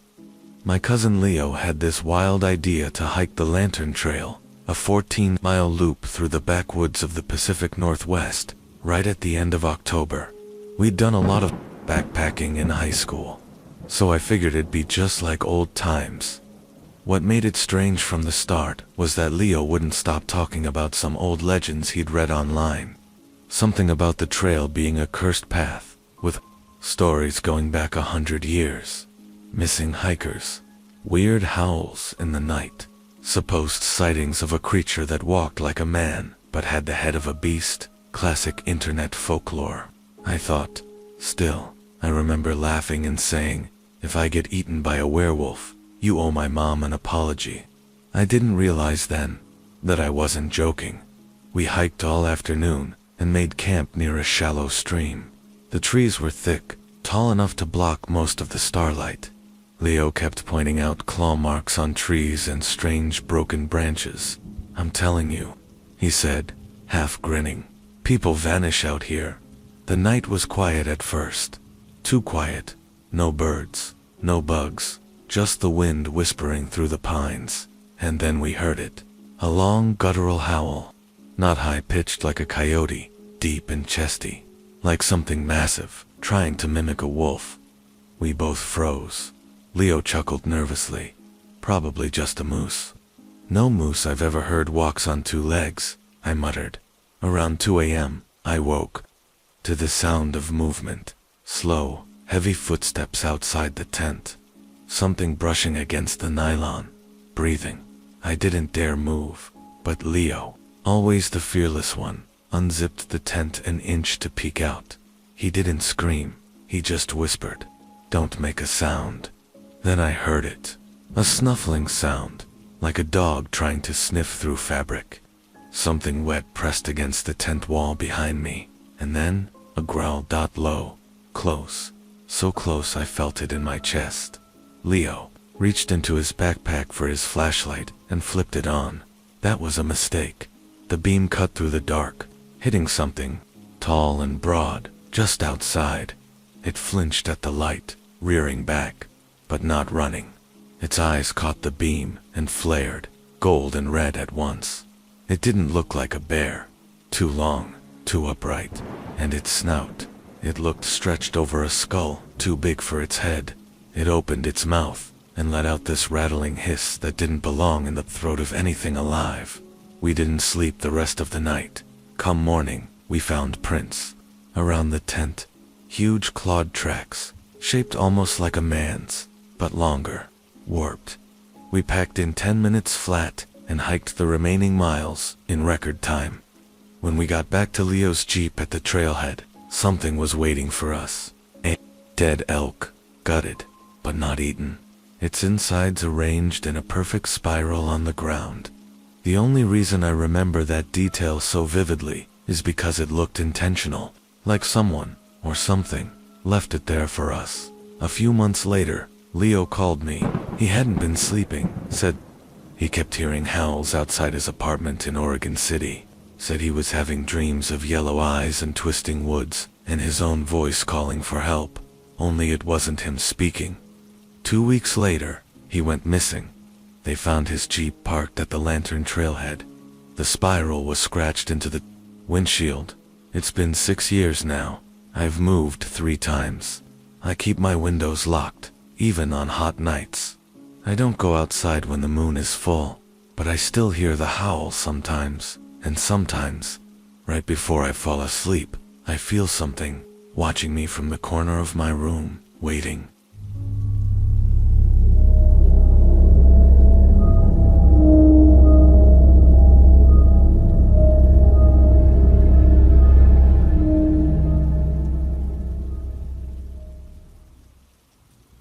When I was 15, I saw something that twisted my understanding of what a human body could become. We had just moved to a rental house in a sleepy Montana town called Dunsfield. My dad had taken a contract job with a logging company, and since the place was remote, the company arranged housing for us. The house was old, with warped floors and a patchy yard that backed up against a line of thick forest. My room faced that tree line, and I always had a view of the dark woods, even in my dreams. It started the second week we were there. I was sitting on the back porch one afternoon, sketching trees in my notebook, when I saw a man standing at the edge of the forest. I thought he might have been a hunter. He wore a tattered flannel shirt and jeans, and even from a distance, he looked off. What struck me was his head, or rather, how it seemed to split right down the center when he tilted it. Not like a wound, more like the skin itself, peeled slightly. Open at the jaw, exposing the shimmer of teeth and something glistening inside. And then it closed again, like it hadn't happened. I dropped my pencil. He saw me watching and backed into the trees without a sound.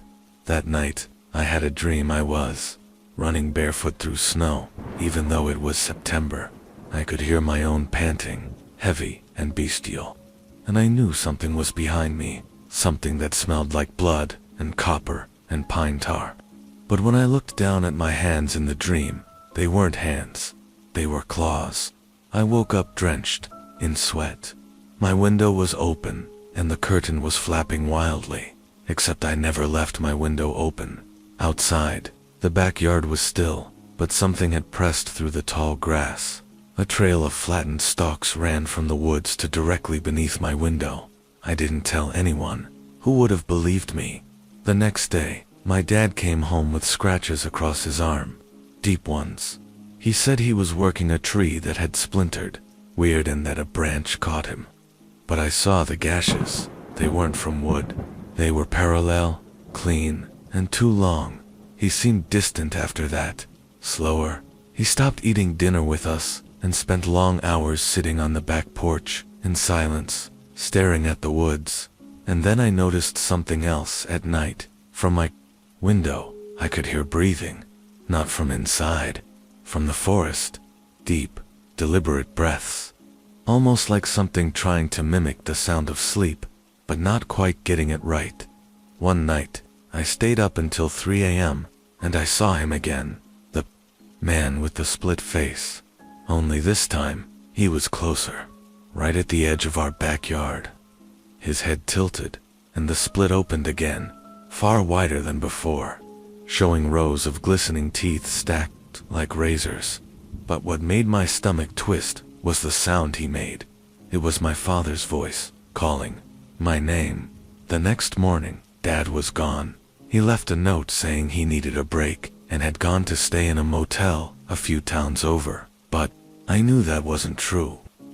The handwriting was all wrong, too slanted and jagged, and there were claw marks on the back door frame. My mom called the police. They searched the woods, found nothing. They said maybe he just needed time. I didn't sleep that night. A week later, the power went out. Windstorm. My mom lit candles, and we camped in the living room.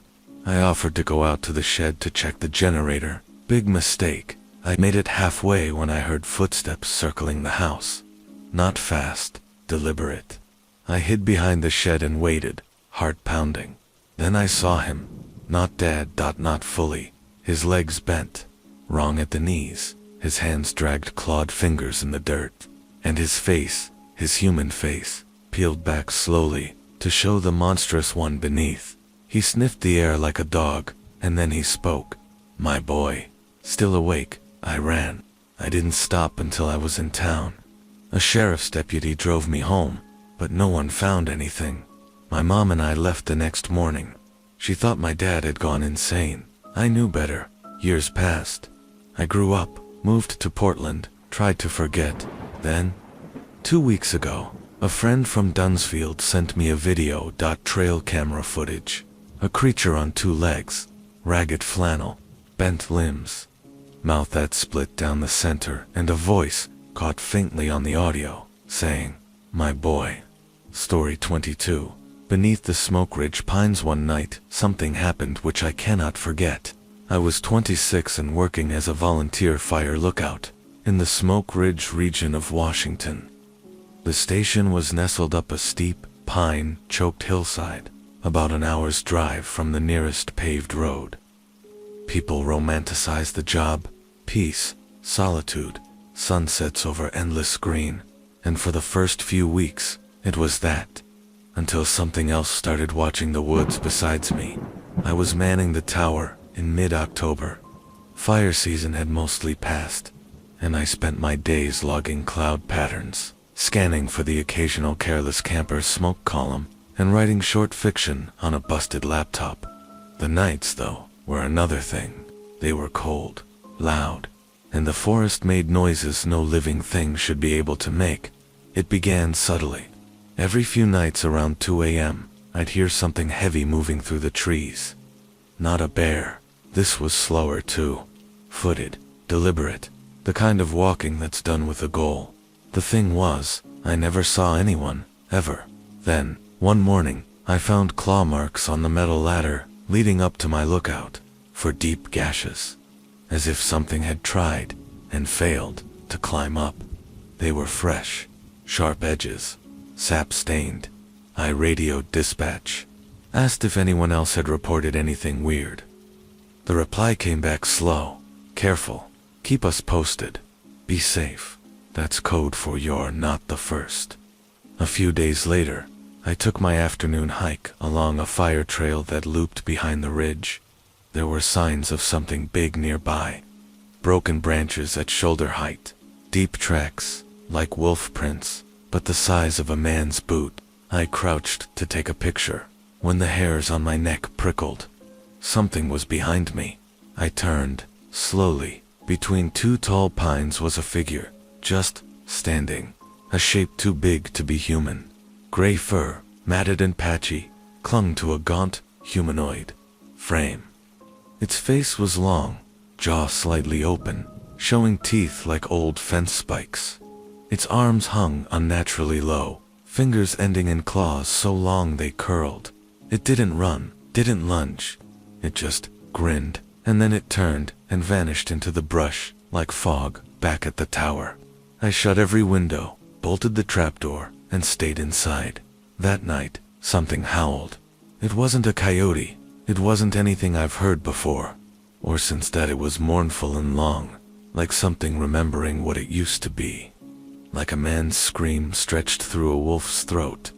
The sound echoed across the hills for over a minute, bouncing between ridgelines and then silence, until the scratching started. It was faint at first, just a tapping. Then it grew sharper, louder, claw on wood, right beneath the floorboards. I didn't move. I didn't even breathe. My gun was across the room. I never made it to it. Instead, I sat there in the dark, flashlight off, gripping a tire iron like it could save me. The thing paced. I could hear it sniffing at the trapdoor. It exhaled, and the sound was deep and wet, like it had blood in its lungs. Then it stopped, dead, quiet for 5 minutes. Then boom. Something slammed the trapdoor from below. I screamed and threw myself against it, heart slamming like a drum. Whatever it was, it tried again, harder. The bolts shook. Then again, then silence. It never got in. And eventually, morning came. I told the Forest Service I needed to leave, for personal reasons. They didn't question it. One of the older rangers pulled me aside before I left. He said, "We don't talk about what walks up here at night. You saw it, didn't you?" I just nodded. He said one more thing before I left. Not a wolf, not a man, something between. Whatever it is, it remembers being human. That's the part that makes it dangerous. A few weeks ago, I read about a hunter who went missing near Smoke Ridge.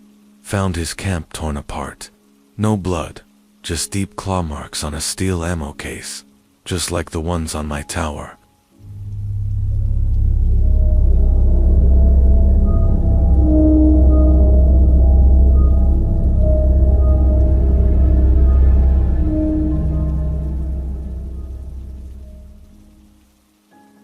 I was 19 when it happened to me, fresh out of high school and working part-time at a gas station just outside a little town in Colorado called Hartson's Bluff. Population maybe 300 if you count the dogs. It was the kind of place where the night got so quiet you could hear your own thoughts scream. But what I heard that summer wasn't in my head. Not entirely. My friend Travis and I used to sneak out late and hang near Miller's Ravine. It was an old, dried-up creek bed, bordered by thick pine and aspens, completely overgrown and forgotten by most folks. The rumor around town was that something used to live down there, something big, with red eyes. We laughed it off. Urban legend. Nonsense. Until the night we saw them. It was July, hot enough that even after dark, the air felt like soup. Travis picked me up around 10 p.m. We brought a 6-pack and a flashlight and hiked out to the ravine like we had dozens of times before. The path was familiar, worn into the landscape by years of teenage rebellion. We were halfway through our drinks when I noticed something. The woods were too quiet, like they were waiting. Travis noticed it too. "Dude, where are the crickets?" he whispered. I shrugged. Then we heard it. A low growl. Not close, but not far enough either. It vibrated in my chest, like standing next to a diesel engine. Travis killed the flashlight. "Bear," he said. "No bear makes a sound like that." And then we saw the eyes. 2 bright red dots, like glowing coals, staring at us from the tree line, higher than any normal animal. They didn't blink, didn't move. I could feel Travis's breath catch beside me. Then the eyes dropped, as if whatever it was went down on all fours. The grass rustled. Branches creaked. Something huge was coming toward us.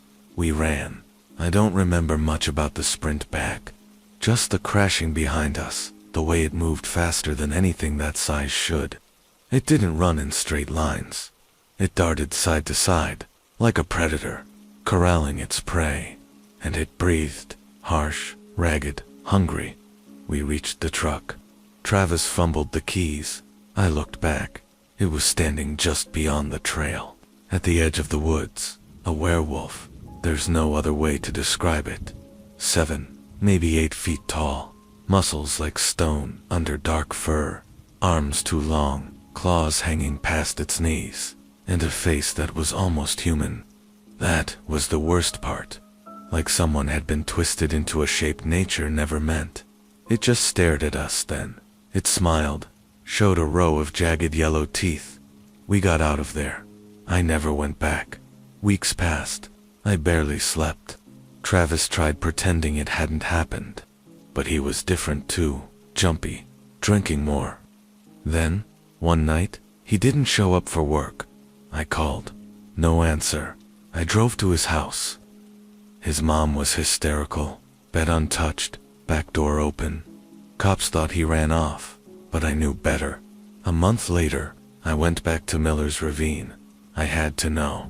I brought a rifle, a flashlight, and a bottle of cheap whiskey. I sat in the same spot. We drank that night and waited. Hours passed. The crickets never came back. Then I heard it. Movement, slow, deliberate. I turned the flashlight toward the noise. Red eyes, closer this time, but it didn't lunge. It didn't growl.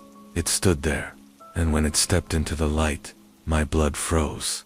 It was Travis Dot, or what was left of him. The thing had his eyes, his hair, but his mouth was wrong. His limbs stretched, his clothes torn and barely hanging from his twisted body. He looked at me and cocked his head, confused, like he was trying to remember something. I couldn't move.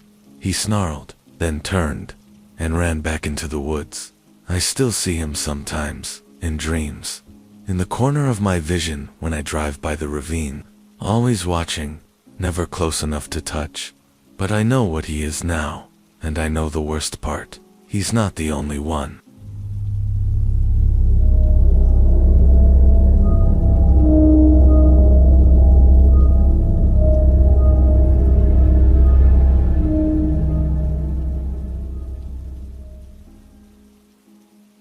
One night something happened which I cannot forget. It was late September, just as the last warmth of summer had started giving way to Colorado's unpredictable autumn chill. I had taken a solo hiking trip through a sparsely visited stretch of San Juan National Forest, a little break before starting my new teaching job. I had no way of knowing what I'd walk into, or that I'd walk out changed. I parked my Subaru at the trailhead around noon. By sunset, I had made it to a small clearing deep in the woods, exactly where I wanted to be. No cell reception, no traffic, just the crackle of firewood and my tent pitched beneath a sliver of moon. I was eating dinner when I heard it, howling. A coyote.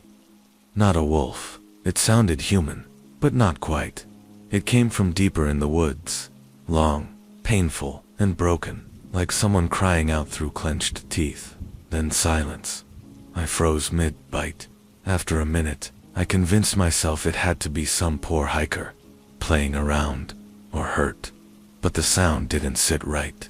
It was too close, and yet didn't echo the way normal sound does in the forest. It was like it was inside the trees themselves. Still, I tried to shake it off, climbed into my sleeping bag, zipped up the tent, but I didn't sleep.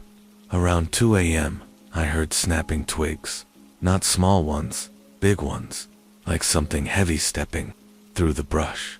I reached for the hatchet I kept beside me. There was a sniffing sound just outside my tent, wet and loud, followed by a low grunt, and then a voice, a boy's voice. "Help me, please." I held my breath. "Sir, are you in there?" the voice said again. I unzipped the flap a few inches. What I saw didn't make sense. It looked like a boy, maybe 10 or 11, pale skin, torn shirt, dirty hair sticking out in matted tufts. But his arms were too long. His eyes glowed faintly. His fingers ended in thick, black nails that looked more like claws. Then he smiled, and that smile wasn't human. I zipped the tent shut and grabbed the hatchet. "Don't go," he said. I didn't answer. Then he howled, loud and unnatural, like something trying to mimic a wolf and failing. The trees shook with it. He ran off, but I knew he'd be back. I waited for dawn and packed up without even making coffee. I made it halfway back to the car when I noticed tracks in the dirt. Not boot prints, paw prints, big ones, bigger than my hand, and among them were the boys. Side by side, like he walked alongside the creature that should have been the end of it. But at WASN single quotes, T. 3 weeks later, I started my job teaching English at a middle school in a small town near the edge of the forest. Normal first week, until Thursday. That's when I saw him, the boy. He was in the cafeteria, standing with the other kids. Except, no one was talking to him. His clothes were clean, hair combed, but it was the same boy, same face, same yellow-tinged eyes. He looked at me and grinned. My heart nearly stopped.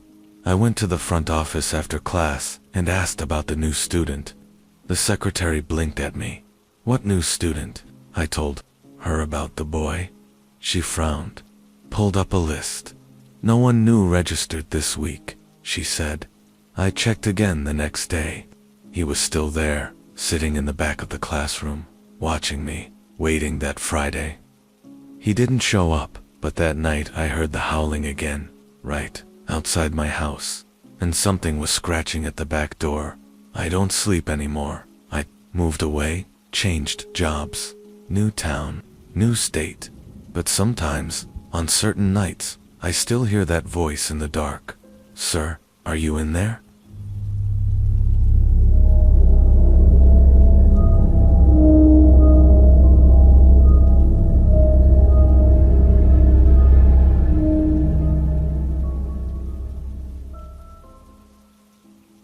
I was 17 when it happened to me. It was the last October I spent in West Virginia before college. I was restless back then, always running from something, though I couldn't have told you what. That fall, my best friend Danny and I decided to go on a weekend trip deep into the Monongahela forest. We'd done this before, cabin camping. No phones, no lights, no rules. But something was different that time. Something followed us in. Something didn't want us to leave. The same dot we found the cabin through a friend of a friend. It was supposed to be old, but solid. No electricity, but a functioning fireplace and a hand pump for water. Perfect for what we wanted. 3 days away from everything. The first day was calm. We drank cheap beer by the fire, hiked a little, talked about girls, and stupid high school drama. Just being kids, really. But that night, as we settled into our sleeping bags on opposite sides of the cabin, I heard something outside. Not an animal, not a branch, a low growl, just once, so deep it rumbled through the floorboards. I sat up. Danny was already awake. I saw his silhouette shift in the moonlight. "You hear that?" he whispered. I nodded. He got up, grabbed the axe we'd brought for splitting wood, and walked to the door. I told him not to open it. He opened it anyway. We didn't see anything at first, just darkness and fog creeping between the trees. Then we heard it, breathing, heavy, labored, and then something moved. It darted from one tree to another, too fast for us to get a clear look, but it was big, bigger than a man. I slammed the door, and we bolted it. Neither of us slept. The next morning we found huge prints in the mud around the cabin. They looked almost like wolf tracks, but too wide, too deep. Whatever it was heavy, and it had circled the cabin twice. I wanted to leave right then. Danny said we were being paranoid. "It's just some local stray," he joked, though his voice shook when he said it. I agreed to stay one more night. I shouldn't have. That evening, Danny was chopping firewood when he let out a yell. When I rushed over, he was holding his arm. Blood dripped between his fingers. He told me something. Ran past him, fast, and clawed him. But I hadn't heard a thing. There were no prints this time. just broken branches. We cleaned the wound, wrapped it best we could. Danny said he felt fine. He wasn't fine. He started sweating around midnight. His breathing got erratic. He thrashed in his sleeping bag, mumbling nonsense. Then, suddenly, he went quiet. Too quiet. I moved closer and called his name. His eyes opened, but they weren't Danny's anymore. They glowed yellow in the dark. He sat up slowly. His body twitched like something inside him was trying to stretch out. Bones popped. His hands curled. His breathing turned into panting. I backed away. He snarled and lunged. I barely got the cabin door shut behind me before he slammed into it, snarling like a rabid animal. I ran, no flashlight, no weapon, just me in the dark forest, heart pounding, so hard I thought it would burst. I don't know how long I ran. I lost the trail. My legs burned. My lungs gave out. Eventually, I collapsed beside a creek and passed out. When I woke up, it was dawn, and everything was quiet. I found my way back to the trailhead and flagged down a ranger. They found the cabin empty. No Danny, no blood, nothing, just shredded sleeping bags and claw marks on the walls. They searched for 2 days. They never found him. A month later, I got a letter in the mail. No return address. Inside was a single photo. It was taken at night. In the forest, it showed something hunched over in the trees, something hairy, bent, eyes glowing on the back. Written in smeared black ink were the words, "It's still me, I think." I never went back to West Virginia, but I still get letters every October, and in each one, the handwriting gets shakier. The last one just said, "Please don't come looking. I can't promise I won't remember you."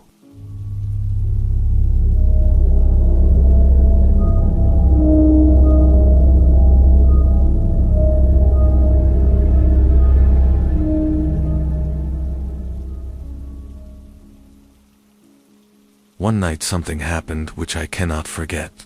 I was parked along the edge of a fire road up in the Allegheny Mountains. I'd been out there by myself for a few days. Just me, my camera gear, and a half-baked dream of capturing a documentary on Appalachian folklore. I wasn't looking for werewolves. Let's get that straight. I was chasing stories about miners, witches, and whispered voices in the trees. That kind of thing.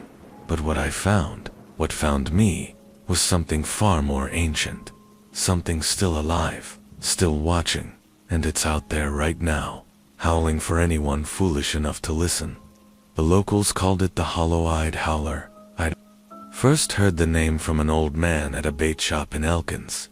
He didn't want to talk at first, but after a couple beers and a 20 slipped his way, he said, "It don't walk like a bear, and it don't move like a man. Got eyes like holes in its head, black as the devil's coat. You hear it before you see it, and if you see it, son, it's already too late." I laughed it off. I'd interviewed dozens of people by then about moonshine ghosts, glowing eyes in coal shafts, phantom dogs dragging chains. This just sounded like another spooky tale to sell hot sauce and T-shirts. But he looked me dead in the eye and said, "If you go up Old Carson's Gap, take salt with you. Salt, not a shotgun, not pepper spray, just salt." I should have listened. 3 nights into my trip, I made camp off the unmarked side trail past Carson's Gap. I set up near the edge of a dry creek bed, far from any cell signal. Just the way I liked it. That night, I was reviewing footage on my laptop when I heard it. Not a howl, a whimper, soft, broken, like a child. Then I heard something else. Branches snapping, heavy steps. The kind of footfalls that don't belong to deer or bear. I killed my headlamp and listened. It was circling my tent. Slow, deliberate, whatever it was. It had patience. I stayed in that tent until dawn. Didn't sleep, barely breathed. The air outside felt wrong, thick, like it carried a charge. When the sun came up, I stepped outside. There were no tracks, not even mine, but the trees around the clearing were clawed. Deep rips in the bark, too high for any animal I know. I packed my gear. I told myself I'd head back, but instead, I hiked deeper. I had to know. Around noon, I came across an old miner's shack, collapsed walls, rusted tools, moss climbing up the corners. Inside, I found a set of journals. Most of the pages were destroyed by weather, but one was still legible. It read, "The others are gone." Took M one by one. Their eyes turned black first. No light, no soul. Then came the hunger. I ain't right no more. I hear it in my sleep. It talks through me now. I should have left then, but the sun was going down, and the howling began. I don't mean the kind of howling you hear in movies. This was deep, wet. It felt human at first, like someone screaming through a mouthful of broken glass. It echoed through the hollers like thunder. It didn't stop. It kept going, and going. For nearly an hour, then silence. I took off running. I didn't care where. I just had to move. I slipped halfway down a ravine, sprained my ankle. Could barely walk.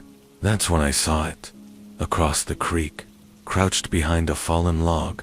It was watching me, tall, gaunt, hair hanging in long, patchy mats. Its arms were too long, its spine curved like a question mark. But it was the face that made my blood freeze. No eyes, just deep, pulsing holes where they should have been. Blacker than the forest, blacker than anything I've ever seen. And it smiled. That's when I started crawling. It followed me. Didn't run, just stalked me from the tree line, keeping pace, always just out of reach. It didn't want to kill me fast. It wanted me broken. I found an old hunter's stand and climbed up as fast as I could. From there, I could see it clearly as the last light faded. It circled the base of the tree for hours, never blinking, never making a sound, just waiting. The worst part, I started hearing my voice coming from the woods behind me, begging, sobbing, calling my own name. I'd made it through the night, barely. When morning came, it was gone. I climbed down and limped for nearly 8 hours until I hit a dirt road. A trucker picked me up. I didn't say a word the whole ride back. I never posted that footage, never finished the documentary, but sometimes, when I'm alone and the wind whistles just right, I hear it again. That broken, hollow howl, calling me back, and some nights, when I look in the mirror, I swear my eyes aren't quite right anymore.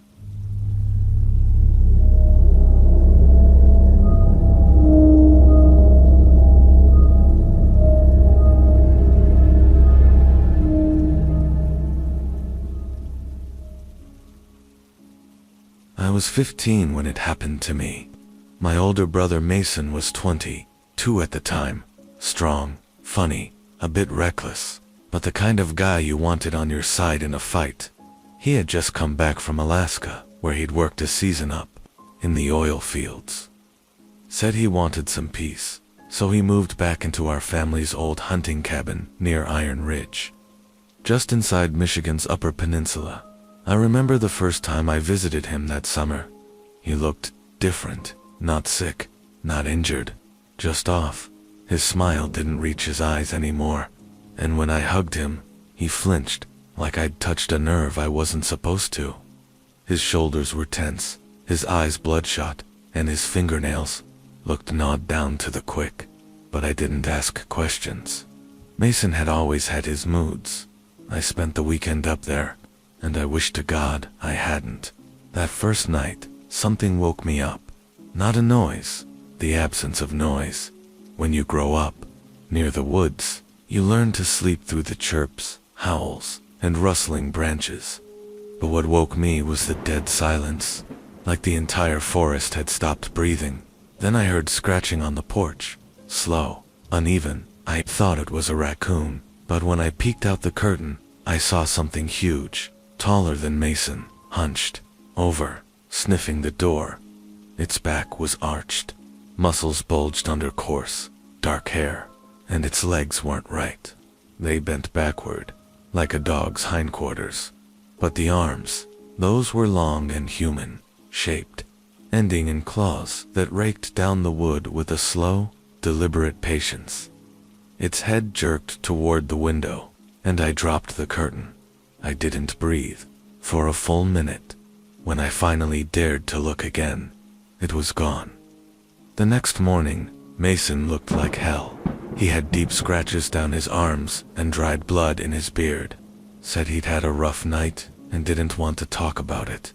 I noticed the lock on the front door had been ripped off. Not broken or picked, but torn out entirely. I asked what happened. He shrugged. Bear. I didn't believe him, but I also didn't push. He wasn't the same brother I remembered. By nightfall, he insisted I sleep in the shed behind the cabin, just in case. He gave me a flashlight, a sleeping bag, and an old rifle with only 2 shells. That night, I heard the screaming. It started as a howl, deep, guttural, and ended in something like a man's voice. It was Mason. I grabbed the rifle and ran to the window of the cabin. What I saw still makes my stomach twist. Mason was in the clearing, on his knees, clutching his head like it was going to split open. His body convulsed. His spine cracked loud enough for me to hear from the shed. Bones shifted under skin. His hands lengthened, and claws tore through the ends of his fingers. Hair sprouted in patches along his arms and chest. He let out a cry, a broken, animalistic wail, and then he was on all fours. Then upright towering, his mouth elongated into a muzzle. Fangs pushed through his gums, and his eyes, they were still Mason's. Panic, stricken, aware, he saw me. I know he did. But he didn't come closer. He turned and ran, on 2 legs that weren't fully human anymore, disappearing into the forest like a ghost swallowed by trees. I stayed locked in the shed till dawn. When the sun rose, Mason was lying in the clearing, naked, curled in the dirt, shivering and covered in blood that wasn't his. I didn't ask questions. I just wrapped him in a tarp and helped him inside. He couldn't meet my eyes. All he said was, "It started in Alaska." Later that day, I found a journal he'd hidden beneath the floorboards. Most of it was drawings, scratched symbols, full moons, sketches of clawed feet and half-man, half-beast creatures. But one entry stood out. It bit me near Kotzebue, a trap line. I thought I killed it, but it's in me now. I don't sleep. I hear it in my head. I dream of hunting. I feel the pull. Some nights, I chain myself to the stove, but I'm getting stronger. The chain won't hold forever. I asked him what we should do. He said, "You need to leave." I begged him to come with me, to go to a doctor, a church, anyone. He just shook his head. "They'll just kill me. Or worse, lock me up and wait for the monster." That night, I left I never saw Mason again. The cabin was found burned to the ground. 3 weeks later, the official report blamed faulty wiring, but the bodies they found weren't just burned. They were torn apart. The sheriff's deputy who first arrived at the scene quit the next day and moved out of state. No one ever found Mason's body, but hikers still go missing around Iron Ridge. And some nights, under a full moon, campers say they hear howling in those hills. One man, an old hermit who lives in a trailer 2 miles from the ridge, told me a few months ago, "There's something up there that ain't right. Big, smart, moves like it used to be human." I leave meat out. It leaves me alone. I sleep with a loaded gun under my bed now, and sometimes when the moon is full, I think I hear something scratching at my door, not to get in, but to say hello.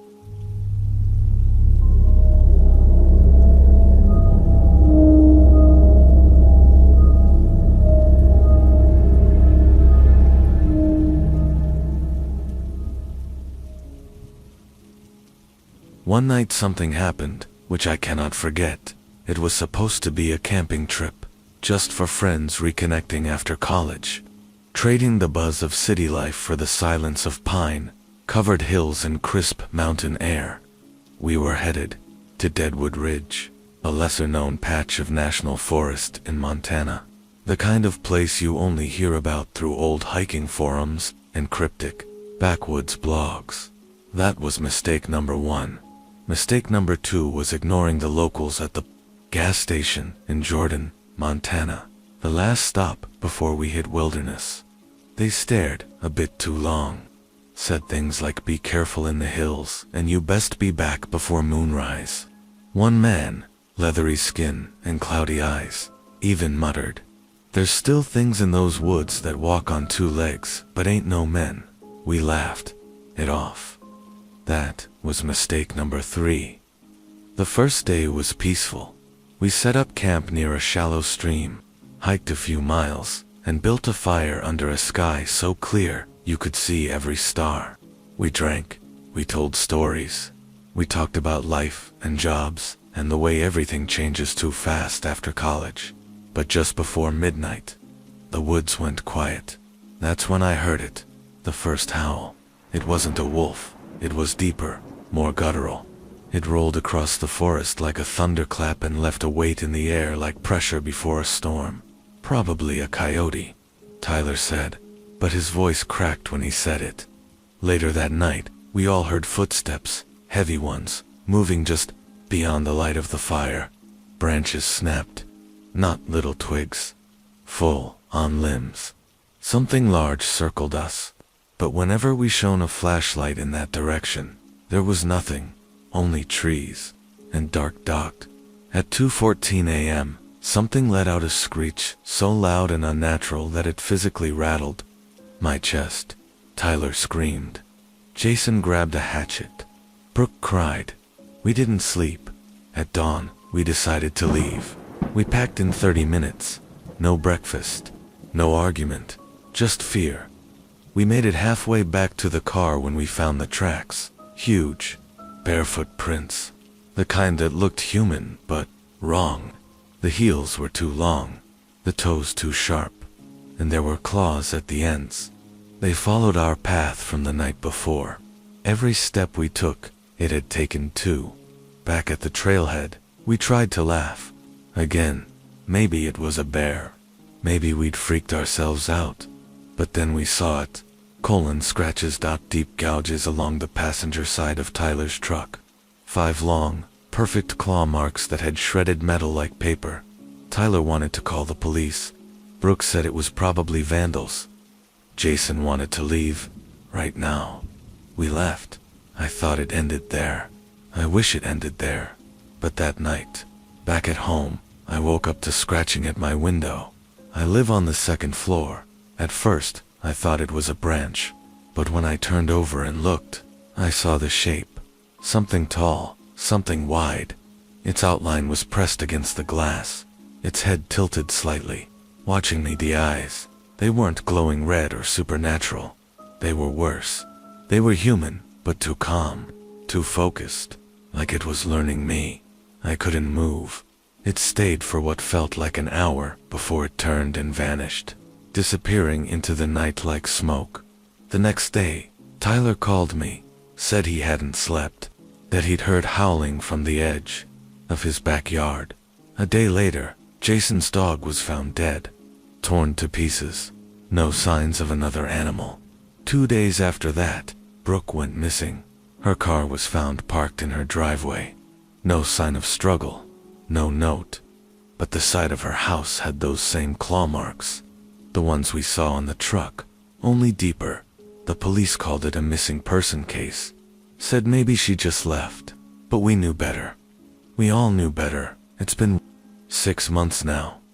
I moved states. Jason moved in with his parents and barely leaves the house. Tyler tried to kill himself last month. He says he still sees it sometimes, watching from the woods behind his place. I do. Always at night.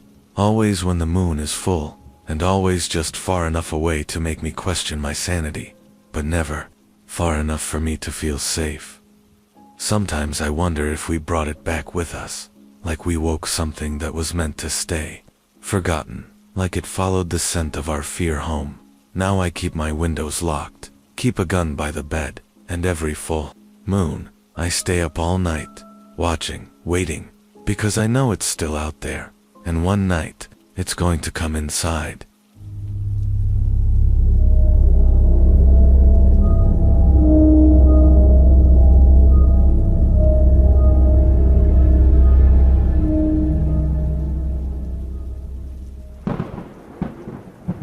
When I was young, about 10 years old, something happened that changed the way I looked at the world forever. My family used to visit my grandmother's cabin every summer. It sat perched on Dawson Hill, an isolated stretch of wooded land in the backcountry of West Virginia. The kind of place where phone signals died before you hit the last turn. And the only sounds at night were whippoorwills and the distant rustling of leaves. My grandma, Lorraine, was kind but strange. She had rules, odd ones, like never whistle after dark, never leave food outside, and always make sure the dogs slept indoors on full moon nights. I thought it was all old people, superstition. But she followed them like gospel, and so did my parents while we stayed. That summer, we broke a rule, and something noticed. It was a July evening, and I remember it because the air smelled like firewood and sweet corn. We had dinner on the porch, and in the rush of carrying things inside, we forgot one thing: a plate of fried chicken left out by the back steps. That was the first mistake. The second came later that night, when the dog, Chester, refused to come back inside. He stood at the edge of the tree line, ears perked, growling at something I couldn't see. No matter how much we called, whistled, even bribed him with bacon, he wouldn't budge. Eventually, Dad gave up and said, "He'll come in when he's ready." Grandma didn't say anything, but her hands were shaking as she locked the front door. Around 2 a.m., I woke up needing to pee.